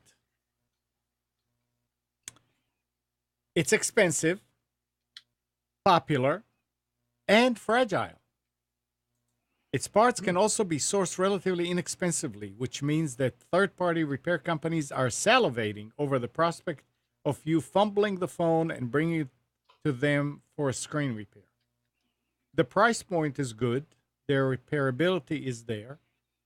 The owner of Richmond, Virginia-based Fruit Fix Smartphones Repair Shop told. Durability-wise, it's definitely going to break. No questions about it. Soon after its release, electronics insurance company SquareTrade put Samsung's new flagship phone through its breakability test. A series of drops, dunks, and tumbles. It was deemed the most breakable phone of all times. S8 is the first phone we've tested that cracked on the first drop on all sides. Wow. SquareTrade wrote in a video demonstration the drops. Demonstrating the drops. There's an obvious reason for that, though. Of course, the S8 is made almost entirely of glass and has barely any top or bottom bezel, which is why the phone is marketed as having an infinity screen. So yes, if it's a lot of glass, it's going to crack all over the place. But this is a problem. I guess if you're the way I see it is this is an expensive phone. This is their Samsung's new flagship. You should probably buy an expensive case to go along with it, like a nice OtterBox. Yep. So nobody will be able to tell what kind of phone it is. Well, I know a lot of people that buy an iPhone and they don't get a case because they want other people to know that they have an iPhone. Everybody's got an iPhone. Who cares? Well, I know. Who cares? I don't know. The way I see it, I don't. You know what I don't use? I use a case. I don't use the screen protector. I've never been a fan of those. I think they're just. I'm not a fan of those. But I just buy whatever. I mean, this is just a regular rubber. Like bumper. It's not really anything extraordinary as an actual case. Mm-hmm. But it protects it. Well, it doesn't. It doesn't. I mean, if I was to drop this phone face first, it would probably crack. But that's what I'd be signing up for. Yeah. Unfortunately, that's kind of just the way it is. Charles is asking. Did somebody want to say something?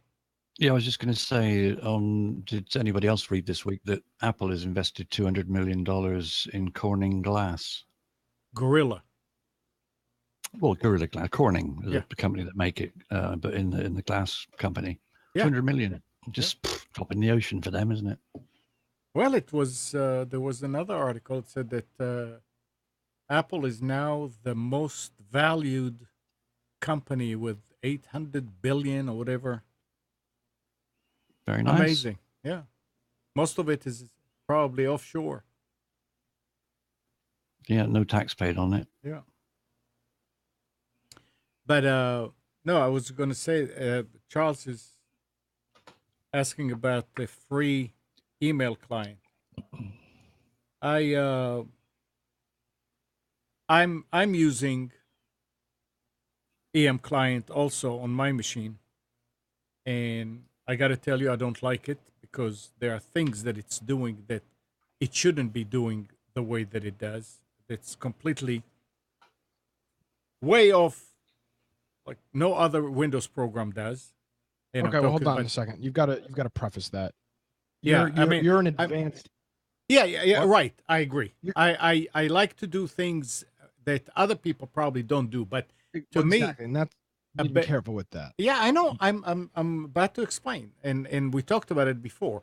If I'm going in a body of a message and I want to highlight a line or a few words and click edit copy, I want it to copy those words, not the header, who it was from, who it's to, and what's the subject and what's the date.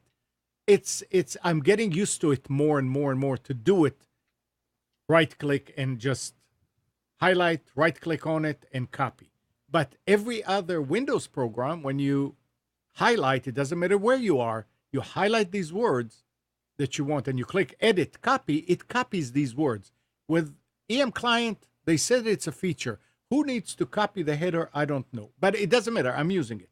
Now, I've got another pet peeve about it. As I was sitting the other night doing the updates on Windows 10, and I put also EM client on it, but it's not the paid one, and it's version 7. I said, okay, I need to fix Kathy some filters because she's getting some things from stores and from the power company. And I said, it'll be nice if they'll just go where they are. In EM Client 6, you look at the messages, at the list of the messages, you right-click on a message, you can click view the header source or view the email source in order to see what's the actual email address. In version 7, you cannot do that anymore. You can't copy it. You have to open it. Then you right-click on it. You open it, you right-click, and then you go down to Tools and see the header. I mean, it's click, click, click, click. I mean, for what? All I want to see is the source of the email. Why couldn't you leave it in the main? And there's a nice list there when you click on the message list in version 7. It took me forever to set up these. And in version 6, if you just open the message, you can copy the email address. You can highlight it and copy it. In version 7, whether you are in the list or open the email, if you put your cursor on the who it's from, it just allows you to add it to the contacts. So you can't copy it unless you look at the source of the header. That's the only way you can copy it. Or if you have good memory, you look at it and you type it. Amnon, I've got a question for you. Yeah. You just said before this that you don't like EM Client. I don't. I don't like it because I'm literally of that. saying what you just said. No, You said I you don't like it because of that. I'm using it though. Look, I don't like it, but I'm using it. So to be clear, that you don't like it tells you- because of that the tells you. time. I just want to be clear about what things I've seen that are kind of unusual. It's almost like they don't care about being friendly to somebody who is using more advanced features than the other people. And the reason I'm bringing that is I didn't know it, but Charles, Thunderbird is back. Always been there. I thought Thunderbird went away. Thunderbird's awful. I don't know. I mean, a lot of people were using it and were happy with it. Yeah, it's I've become never total used it, but bloatware. it is available. It's apparently never went away. It was just in a No, it never limbo. did. I can tell you, I was in this same situation a couple years back because Thunderbird is Thunderbird is not, in my opinion, not a Yeah, great I piece of could not. I software. don't have an opinion. It's not because 'Cause I it's open don't- source, just because over time it's just been bloated with 1,000 different things. I'm very happy with the M client. Yeah, of course, like every other Windows program that's ever existed, it does have certain things that it may be not ideal, but I wouldn't say that I wouldn't say it's not good software because of that. Oh no, I'm not saying it's not good software. I just want people to be aware of these things. If you do that, if you you haven't said anything so far that like it doesn't do. You just said it's an extra step. When you go and no, the extra step is with version 7, which I don't have on my machine. I still have version 6. Which if I had version 7, I would have switched. I cannot. I mean, I need to look at email headers all the time, and if I have to click and click and click, are you using 7? Yeah. So take a look at the header source. Let's see how long it's going to take you. I don't know. I've never looked at the header of an email. It's Just use Eudora. Right click. I click view mail header. It's right there. Yeah, when you open the message. Yeah. Yeah, I'm talking about in version 6 when you look at the list of messages. I mean, come on, Amnon. You're. Hey, look! I mean, I don't. Look, no, I know. look, I get look. it, but I know. But I'm just no, Nick. I hardly ever open an email. I click on it in the list and I see it in the bottom pane. That's it. I don't need to double. You can click right click on that bottom pane. That's how I just did it. I didn't double click to open the body. Okay. That's a good point. I didn't think about this. Yeah. Wow. Yeah, but see, why move it around? It was in the context menu. Okay. Yeah, you're right. Yeah, but it's a matter of how you used to. Every other program, you right click on the list on that particular email, and you see it. You don't have to even click on it. You just right click on it, and there's another message on the bottom. If you click on an email in EM client, it automatically pops up in that pane. So it's not an extra click. You'd have to click on it anyway. Yeah. Amnon, Eudora is available. The 2000. I've got a customer that has about 200 email accounts, and that's what they use. They've been using it for ages. You can still download it, and the whole program is 17 meg. Yeah. Yeah. Oh boy. But EM, I mean, I will not argue. EM client is a good program, and if you're using it, I don't want to say the standard way, or just if you're using it as an email client to read email and to send it is great. I mean, I have no complaints. Brian is the one that told me about it, and I went and got it, and I said, "Yep, that's the one I want." Well, I have a complaint. I have it on my home computer and my office computer. Yeah. And if I open it on my home computer, all the email accounts have disappeared. What? Yep. If you open it on your home computer? Home computer, when I open it, all of the email accounts have disappeared. Boom, blank, just like it was when it was new. Did you do an update? Electromagnetic pulse. I don't know what caused it. Nothing else stopped working. And then you set up the email accounts, and if you do it, did you try to set them up again one time? No. Never. Okay. No. That's interesting. Nope. No, that never happened to me. No, it's not a common thing. I did searching on it, and they even asked people to make a suggestion as to whether there was an INI file or something somewhere that it had lost. No support at all. Interesting. So I've actually switched over to multiple Gmail accounts. Most of the accounts it was accessing were Gmail, and I'm trying to simplify a lot of my email accounts. So I've moved some things over to Gmail because it does have good spam protection. It's accessible anywhere. It's hard to fill up a Gmail box, and you can do multiple. You can do some filtering or labeling, as they call it. So once you get used to it, it's pretty easy. I like your recommendation, Mike. I think I think that's a good thing. I mean, I think we talked about it the other day. Setting up a non-Gmail email address on an iPhone is a disaster. Well, it's interesting that you say that because my wife and I have POBOX.com email accounts. Mm-hmm. And the problem with POBOX.com is it is an email referral service. It's not a mailbox. There's no box associated with it. When you log in, it says, okay, where do you want me to send your email? And I want to send it to I love the Beatles at deltaforce.net. And so then I access the deltaforce.net email account to get my email. The problem is that whenever, and this is what I was saying a while ago, when I access the Delta Force email account and I use it for my POBox.com email, I have to be able to reply and send initially from my POBox.com email address.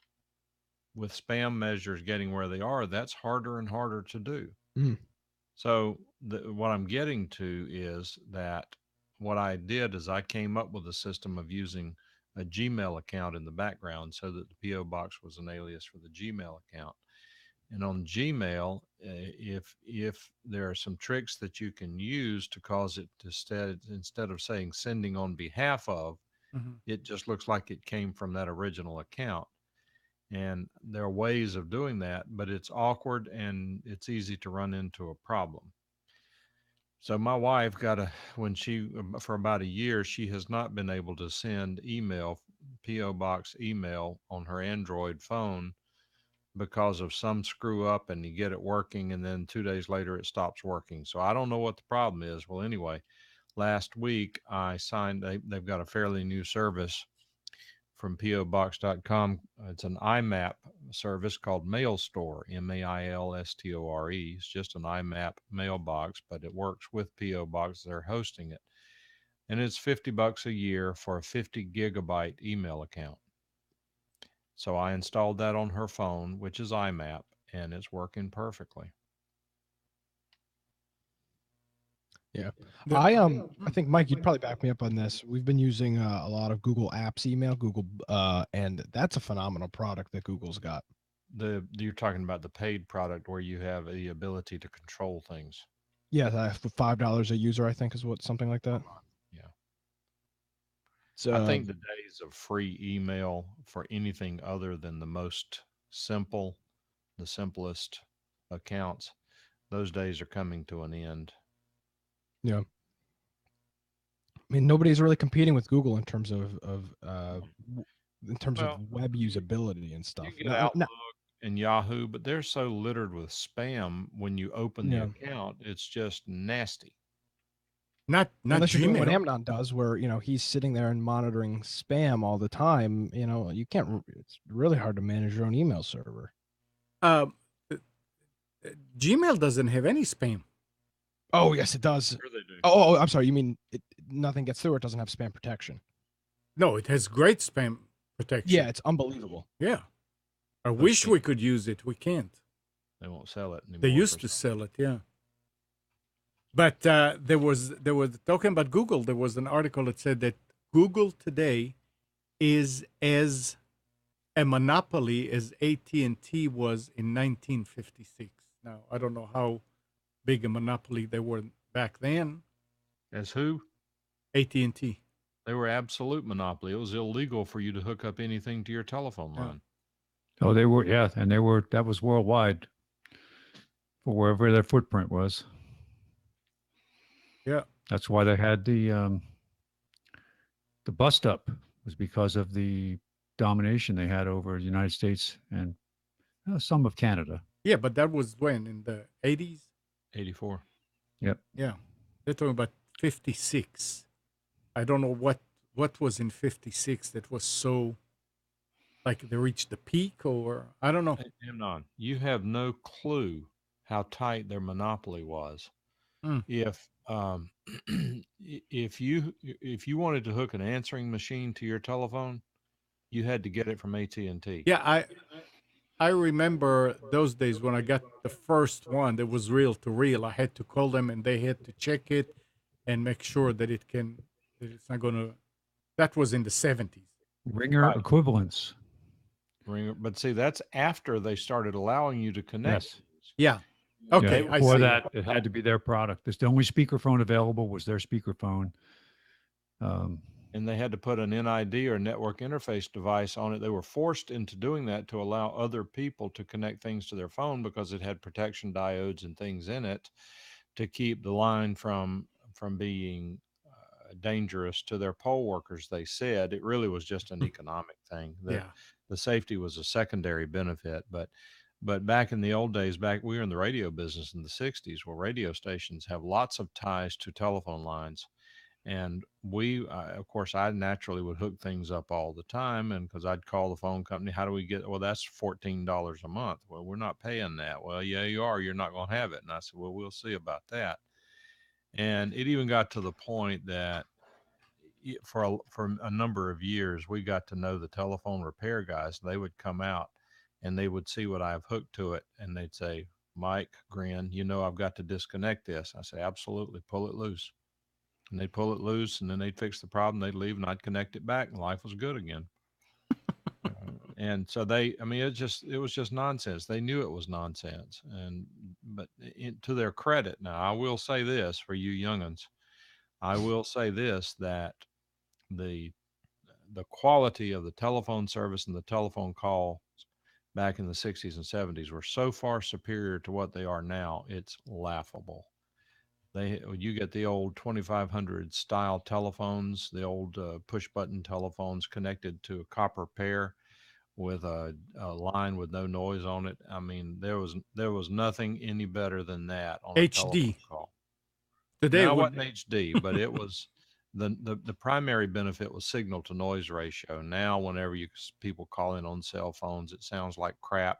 They use these cheap $10 phones from Target, and they call up and it sounds like they've got Yep. something in front of their mouth when they're talking.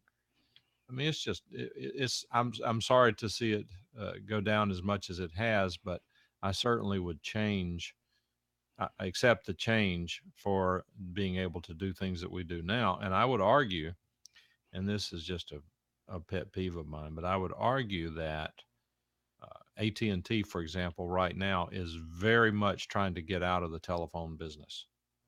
They're trying to get rid of it. They're going to force you to do IP if you want a phone. 2020, from what I understand, there will be no more copper phone lines. But having said that, I think that their decisions to charge the ridiculous prices that they were charging because they had a monopoly, and because of their dogmatic approach to telling you what you can and can't do, they put themselves out of business in the telephone line business. Nope, there's still companies out there today that are doing the same thing to themselves, and they don't realize it. But I wish we could it would be nice if we could fall back to PCM as a standard and just have good toll quality. I don't know. We're using VoIP lines, and I don't. PCM as a digitizing technology was great. It was right. But what I'm saying is that now I would not want to go back. It would not be worth the trade-off to go back. No, I realize why you want to get it down to 8K or less, but then the quality goes out the window. So yeah, I mean, Gene called in a while ago on Skype, $30 a year. Yep. Yeah. And the quality is as good as you'll get with a digital hybrid for the most part, because it's still going to be a lot of IP and cell phones involved. And we have our line at the radio station will be a VoIP line. The line at the former studio that I built was a Time Warner digital line, and it sounded pretty good. So President Trump signed a long-delayed executive order on cybersecurity. that makes clear that agency heads will be held accountable for protecting their networks and call on government and industry to reduce the threat from automated attacks on the internet. That happened last week. I thought it was always like that. Didn't the buck always stop the agency head? No. Somebody else's fault. Well, That you got to look at what's happening around Washington, how it's the highest paid corridors in the whole United States for government workers, and how just I'm not nothing against government workers. I'm not to disparage them, but God, they got a great deal with protections and so on that are out there. I mean, if somebody offered, oh, we want you to come work for the federal government, we're going to pay you enormous amounts of money. You're going to have your own healthcare system. You don't even have to pay into Social Security. We'll give you your own retirement. How could you say no? But the point is that we've built an aristocracy here that, for the most part, is unchangeable. And that's why you see so much opposition now, because they realize that, wait a minute, you can't change anything.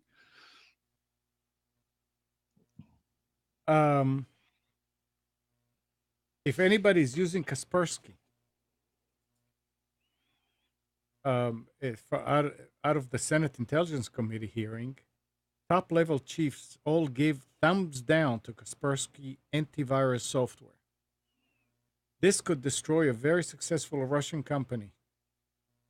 They weren't asked for specifics, so there is no information on whether they have identified malware in the Kaspersky software that is currently used, probably not, or whether it's based on the probability that the Russian government could use or would use Kaspersky in the future to carry out mischief.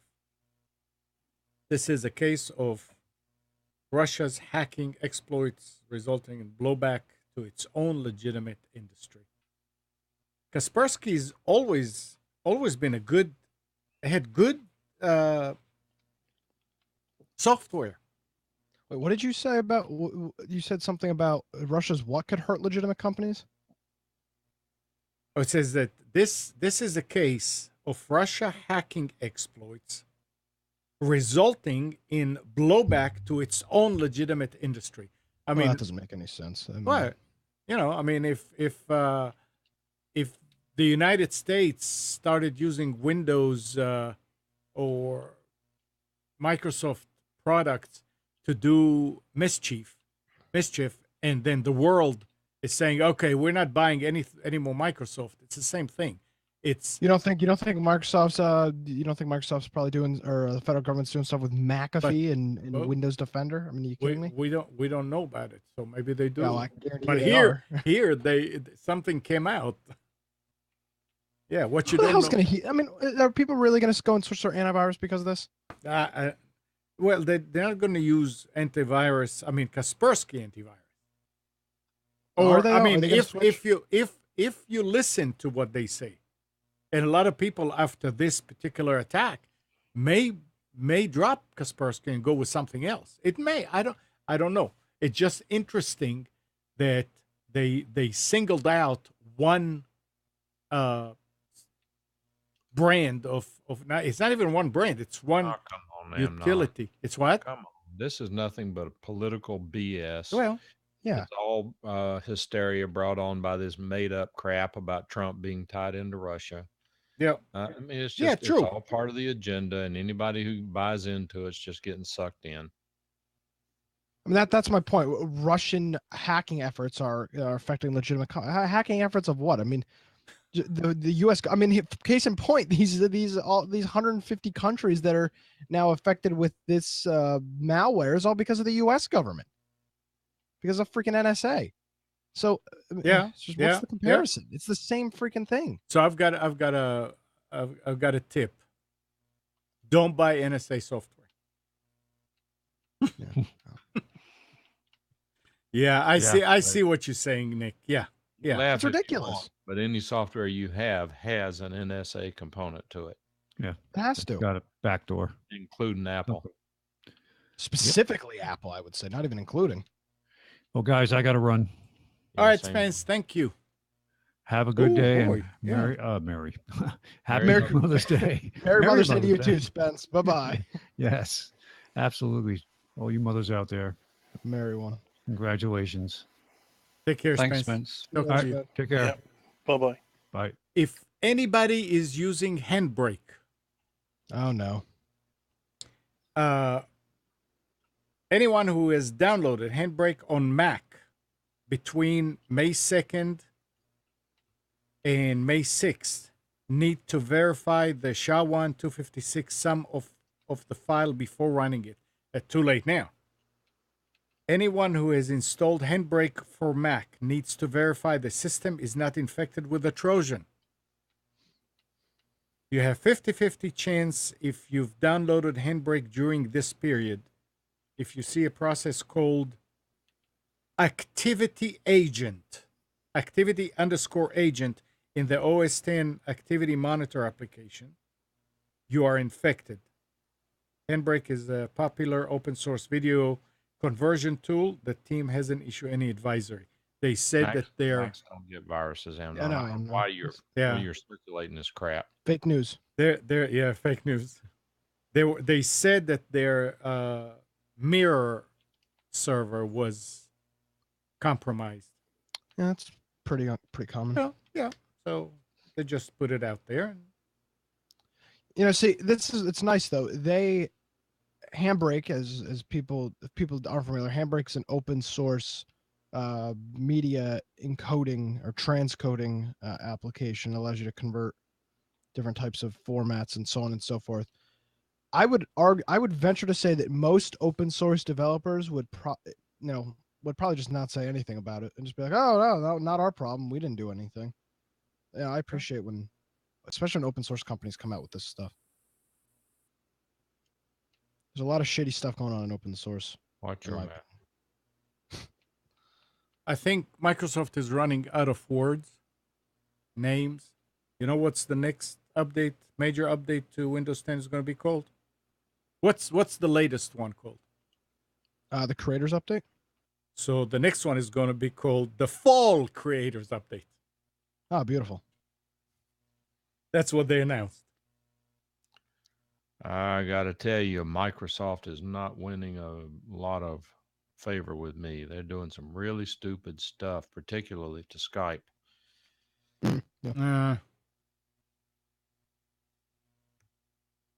Skype is really going bad. What's the solution? Bad Spence, audio, Nick. I mean, Nick, your audio. Yeah.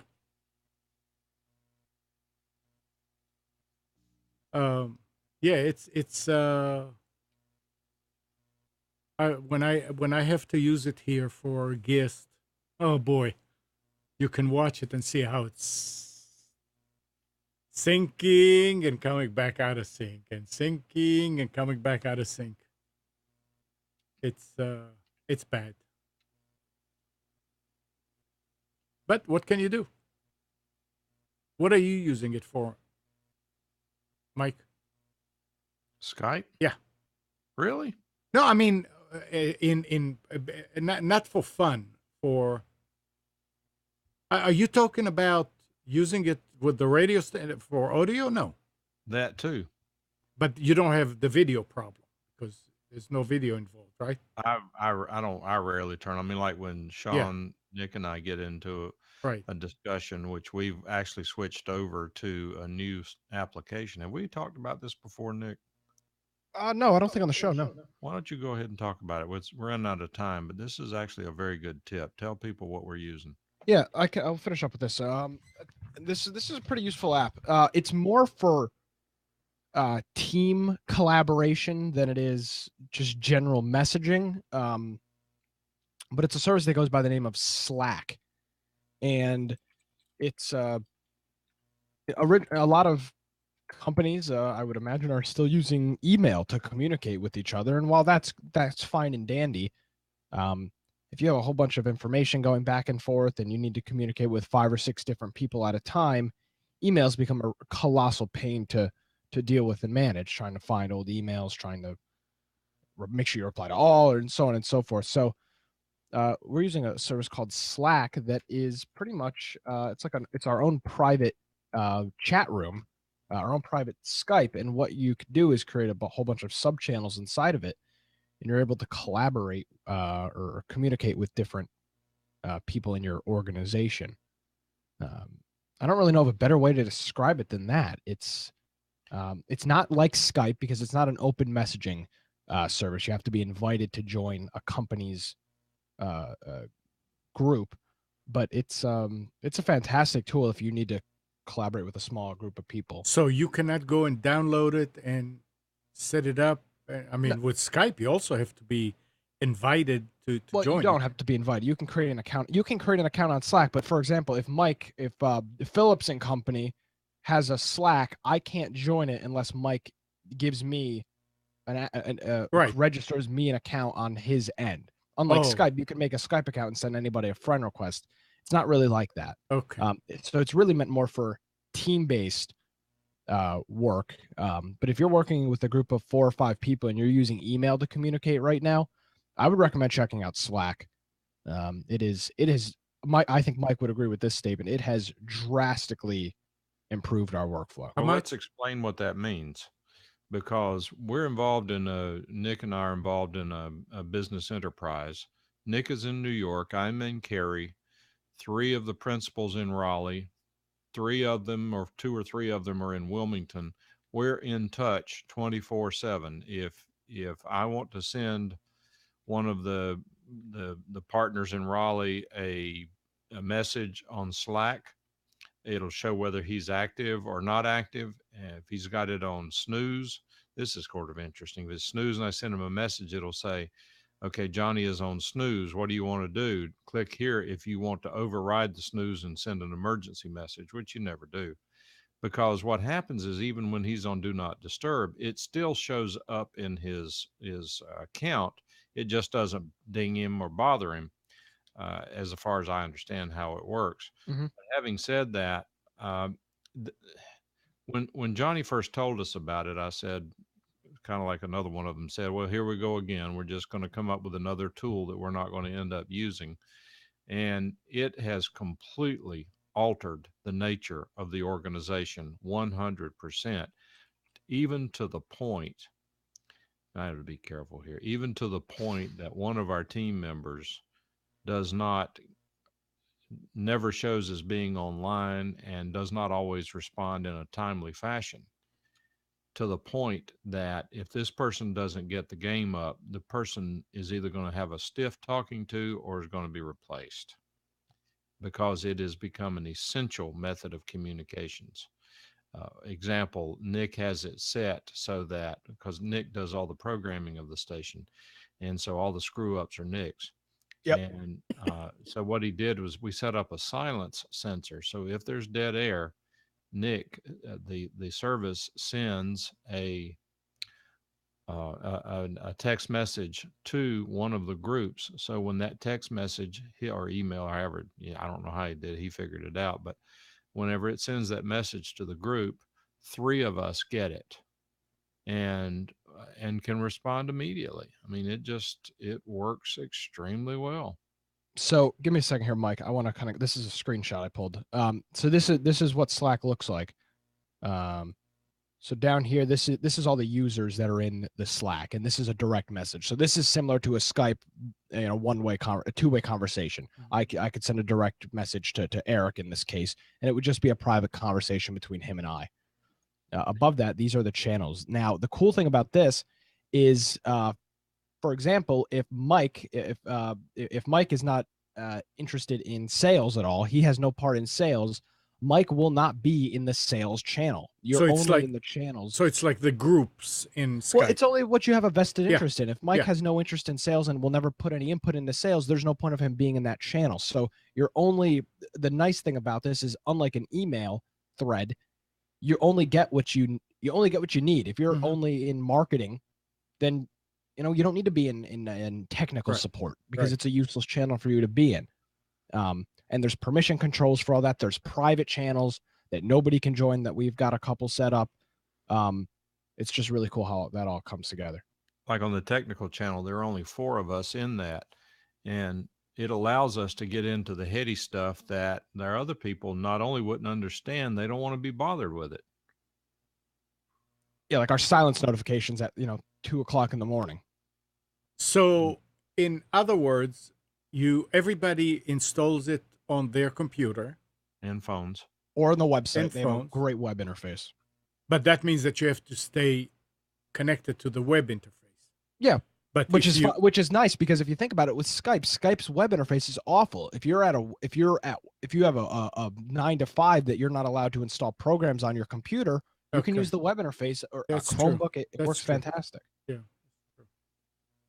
But here's the point that I'm trying to get to, and I really don't know how to say it any better, but the point is that looking at the application, it's one of those things where you look at it and you say, wow, that's really neat, or that could be useful. Okay. But I am telling you, there is an unseen benefit about the collaboration. But the other side of that is you've got to have a technical team. This one person that we have who is not fully embracing the service, either there's a problem on the phone or it's a problem with the person. The person is not very technical. That's okay. We're going to work with that person to get it solved or else. But everyone else on the team almost everyone else on the team is quite technical. They're comfortable with email. They're comfortable with a lot of things. And this is not really at all hard to learn. There's not much of a learning curve at all. But I will tell you that this, let me say it like this, Amnon. Do you see how Blab connected with some people, major league bigly, and other people couldn't stomach it, but there was just something social Yeah. or some psychological benefit that a lot of people didn't see? right. Same way with this service, in that if you install it in the right situation, it is unbelievable. If you've got a bunch of old people who don't like to type into their phone or into their computer, it's worthless. It's Yeah. an awesome tool, and the simple version, at least for now, is free. I mean, I'm sure we're going to update to the paid version at some point, but right now it does everything we want it to do. Which gives you what that you don't have? More storage. Yeah. It gives you access to do group audio and video calls. But Okay. I think you're allowed up to 1 terabyte per user for free, and then past that, I think, or no, it's globally the whole organization is allowed up to 1 terabyte of. Okay, so if you are using it not through the web interface, let's say that Mike, you, and me install it on our machines, and we use it like that. Why do we need storage? And where is that storage coming from? The company is always there, like Skype, that they have. It's a server based from there. So the way this works is maybe I didn't explain the setup process the same. Okay. So Amnon, a Slack is controlled by what is called an organization. So you can't, that's my point, is you can't install Slack and just talk to Mike. You and Mike need to be in the same company. I understand. That company is allowed 1 terabyte of storage. Okay. All right. So that's my point, is you don't just install Slack and you're instantly able to add Mike as a Okay. friend. You have to have a vested interest with Mike and be in a company that Okay. Mike is also in before you are able to message him. Okay. So it's just think of it as I think of it as like an organization. Each organization has a Slack, and that is where you can install apps, and you have your storage, and you can manage users and permissions, and you're so the on and so you're forth. the slackers. Yes, Slack all day. but seriously, I'm not. I see. No joke with this.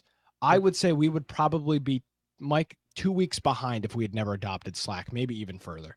That's true, but there's actually another dimension to it that's hard to explain. There are things that for starters would never be done as quickly. Second, there are things that probably would never get done because by the time we would sit down and think to write an email, we would forget it and not get it communicated. Mhm. I cannot sing the praise of it highly enough. Nick, did you know about it before Johnny set it up? Yeah, I've actually used it with I don't know if he's still here, but Brian and I have used Slack in the past. I've been familiar with Slack for a couple of years, Okay. but I've never been in a situation where it was extremely useful to me, Yeah. because I've never really had this much vested interest in a project I've ever Very worked on with a whole nice. bunch of Very people. nice. And what's good about it is that I don't know about you, Nick, but I have started using Skype dramatically less to communicate with text. I mean, I still use Skype. I still use Skype. But I guess the thing is, that's my point. Is they're two different applications. Skype is great for talking to your friends. Slack is great for talking to your business partners or associates. They're not Slack is, I don't think, is meant to replace Skype. No, not for audio and video, but for texting, it's superior in my opinion. Yeah, definitely, and the advanced features of it. If you're running a small, even if you're working on a small project with a couple of people, maybe an open source project that you're working on, I think it's free. Just sign up for an account. You can make as many accounts as you want, and you can have multiple Slacks signed in to your single Slack client, and you can see the different messages and pop in between different organizations right on the sidebar, which is really neat. But what's, again, this is really best used, in my opinion, based on what I've seen so far, in organizations where the members are not in the same location. But maybe even the same inside, it might be as good. But for example, with our situation, it's unusual to have more than two of us in one location at the same time. Yeah. Nick's by himself in New York. I'm by myself in Cary. There's typically one person in Wilmington getting ready to be two people in the same place a lot of the time. But the mobile app works really well. I mean, I haven't noticed it burning up my data or running my battery down on my phone. On the computer, the web interface, like Nick says, is excellent, but there's also the client that you can install on your computer that's a little more seamless. It continues to run in the background, and I don't see that it's taking up any resources, but when you get a message, it'll flag you and let you know you got a message. Yeah, and that's the other key thing to note real quick, and I know we got to wrap it up here, Amnon. But if you're somebody that doesn't like notifications, if you're a hermit and you really don't like to be bothered, this is not the service for you, because anytime there is any chatter in any chat room, you get an audio and even, I think, a visual notification, because this whole point is you're not supposed to tune, unlike Skype where you can tune things out if you're not interested. That's not really the point here. You're supposed to always be looking at this and communicating, in it. So. And in that regard, what's interesting, and Nick, we haven't discussed this, but this has been my observation. Now, for starters, what is true is that in starting a new business, there are a lot of things that have to happen very quickly. And I'm not talking about that, but over time, these problems are handled, issues are resolved, the traffic goes down. And at least as far as I am concerned, because I wear quite a few hats and provide quite a lot of input in a variety of things, if I see the traffic on Slack slow down, then that says to me, okay, the prior problems are under control. What do we need to go break next? Mm-hmm. And it encourages me to think about what to do to push the operation forward. Yeah, and it makes you more productive that way. Well, but that's secondary. The secondary, I mean, productive means you take what's handed to you and you do a good job of it quickly and all that. But what happens here is whenever you see things die down, you say, wait a minute, there are no problems to solve. What do I need to do? What's next? What's next on my list of things that I can push myself to do? Because, I mean, we all have other things to do, and it takes a lot of time. And when you start out initially, the rewards are very, very low. But it just has added a dimension, a psychological dimension, if you will, to the operation. And I don't, have you noticed that, Nick, that when the traffic dies down, you need to say, wait a minute, what's next? We need to keep this going, because we know there should, with as many things as there are to be done, there should be a lot of traffic still. Me personally, not really, because since we've been using Slack, I've been so busy with school. But now that that's wrapped up, I'm sure I will start noticing. Now, it'd be interesting to see if you observe that when it really quietens down. Yeah. I mean, I guess it's like your wife stops telling you she loves you. Uh-oh, is there a problem? No, she's just tired of you not acknowledging it. So it's when the traffic goes down, it's kind of a a poke with a stick to go out and start getting something else done. Of course, I've got a ton to do today. There you go. So highly recommended right. tool. Check it out if it fits your use case. Nice. Anything else? Steve? Happy Mother's Day. Steve, Jorvik? Nothing from me. I'll let you know how I get on installing Microsoft Office next week. Yeah, nothing here. All right. Amnon, Yes. make sure you plug what's going on Wednesday afternoon in your studio. I'll tell him after you tell him what you're going to do. You have a show tonight. You have a... So, well, it's going to be a pre-recorded. This is Inside Baseball for any of you people listening tonight. It's going to be a pre-recorded episode of Against the Norm tonight. I recorded it yesterday, so it's timely. It's not a rerun. Covering some of the James Comey stuff, so on and so forth. So you can tune into that 7 p.m. Eastern on Wilmington's Big Talker FM. And how do they find that stream? WFBT on TuneIn. We'll have an app coming very soon. And then what else are you doing next week? yeah, Nick, what else? I'll be in Raleigh for a couple of days next week, and then in Wilmington. So Nick is doing the morning show Friday. Oh, I didn't even think Oh, of I didn't even think of this. I'm going to be in studio, Amnon, next week for Computers 2K Now, next Sunday morning. I thought you'd Right? I thought you would be in Wilmington then. Sunday night. Oh, So can I come okay. in studio for Computers 2K Now next week? sure. Beautiful. So we'll have that. Yeah, it's going to be a busy week, but should be a lot of fun. I'm looking forward to it. And not only that, but Wednesday, Nick is going to be in town. And Tom Sinclair, Streaming Idiots, is going to be in town for work. So Wednesday afternoon, the Streaming Idiots show that Tom does weekly will originate from here. And then Tom and Nick and hopefully Mike and Spence and the wives and me, we're all going to go out to eat. So that's going to be a nice get together if everybody can make it. Looking forward to it. That means you have to leave at 5. I will be leaving at 5. Not a problem. Already got it. No, to eat will probably go. I thought that Tom is going to do his show on the regular time, 3 to 4, and then maybe it takes him another hour for post show and all that, and we'll go eat at 6 something. But he's going to do the show since he has to be at work here until 4. He then is going to come here and he's going to do the show from 5 till 6, and then he's got to do some things. So we're going to eat at 6:30 or 7 to go out.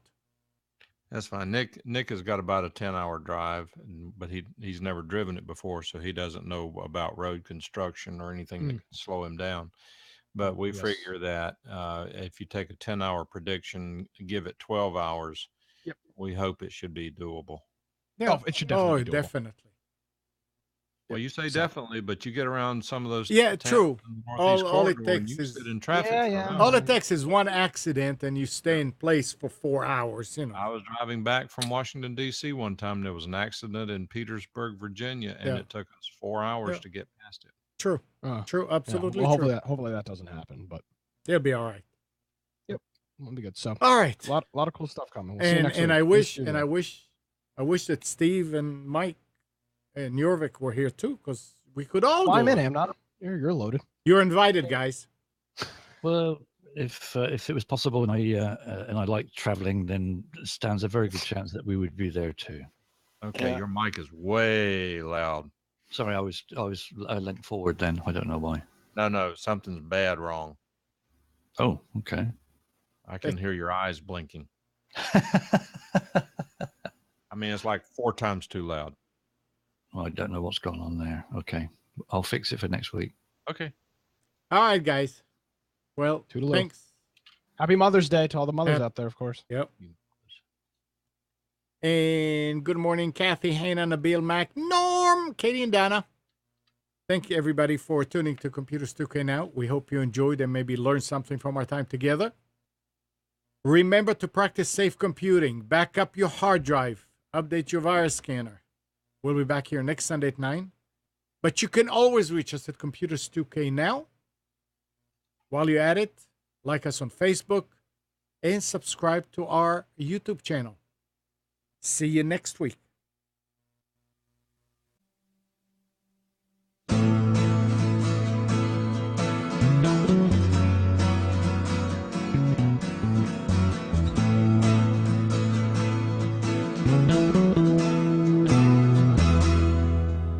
You're tuned to the Nissan Communications Network. If you tuned in too late, you can always watch each program in its entirety or download an MP3 audio file of it in the archives section on nissancommunications.com. Don't forget to subscribe to our YouTube channel, follow us on Twitter, and like us on Facebook.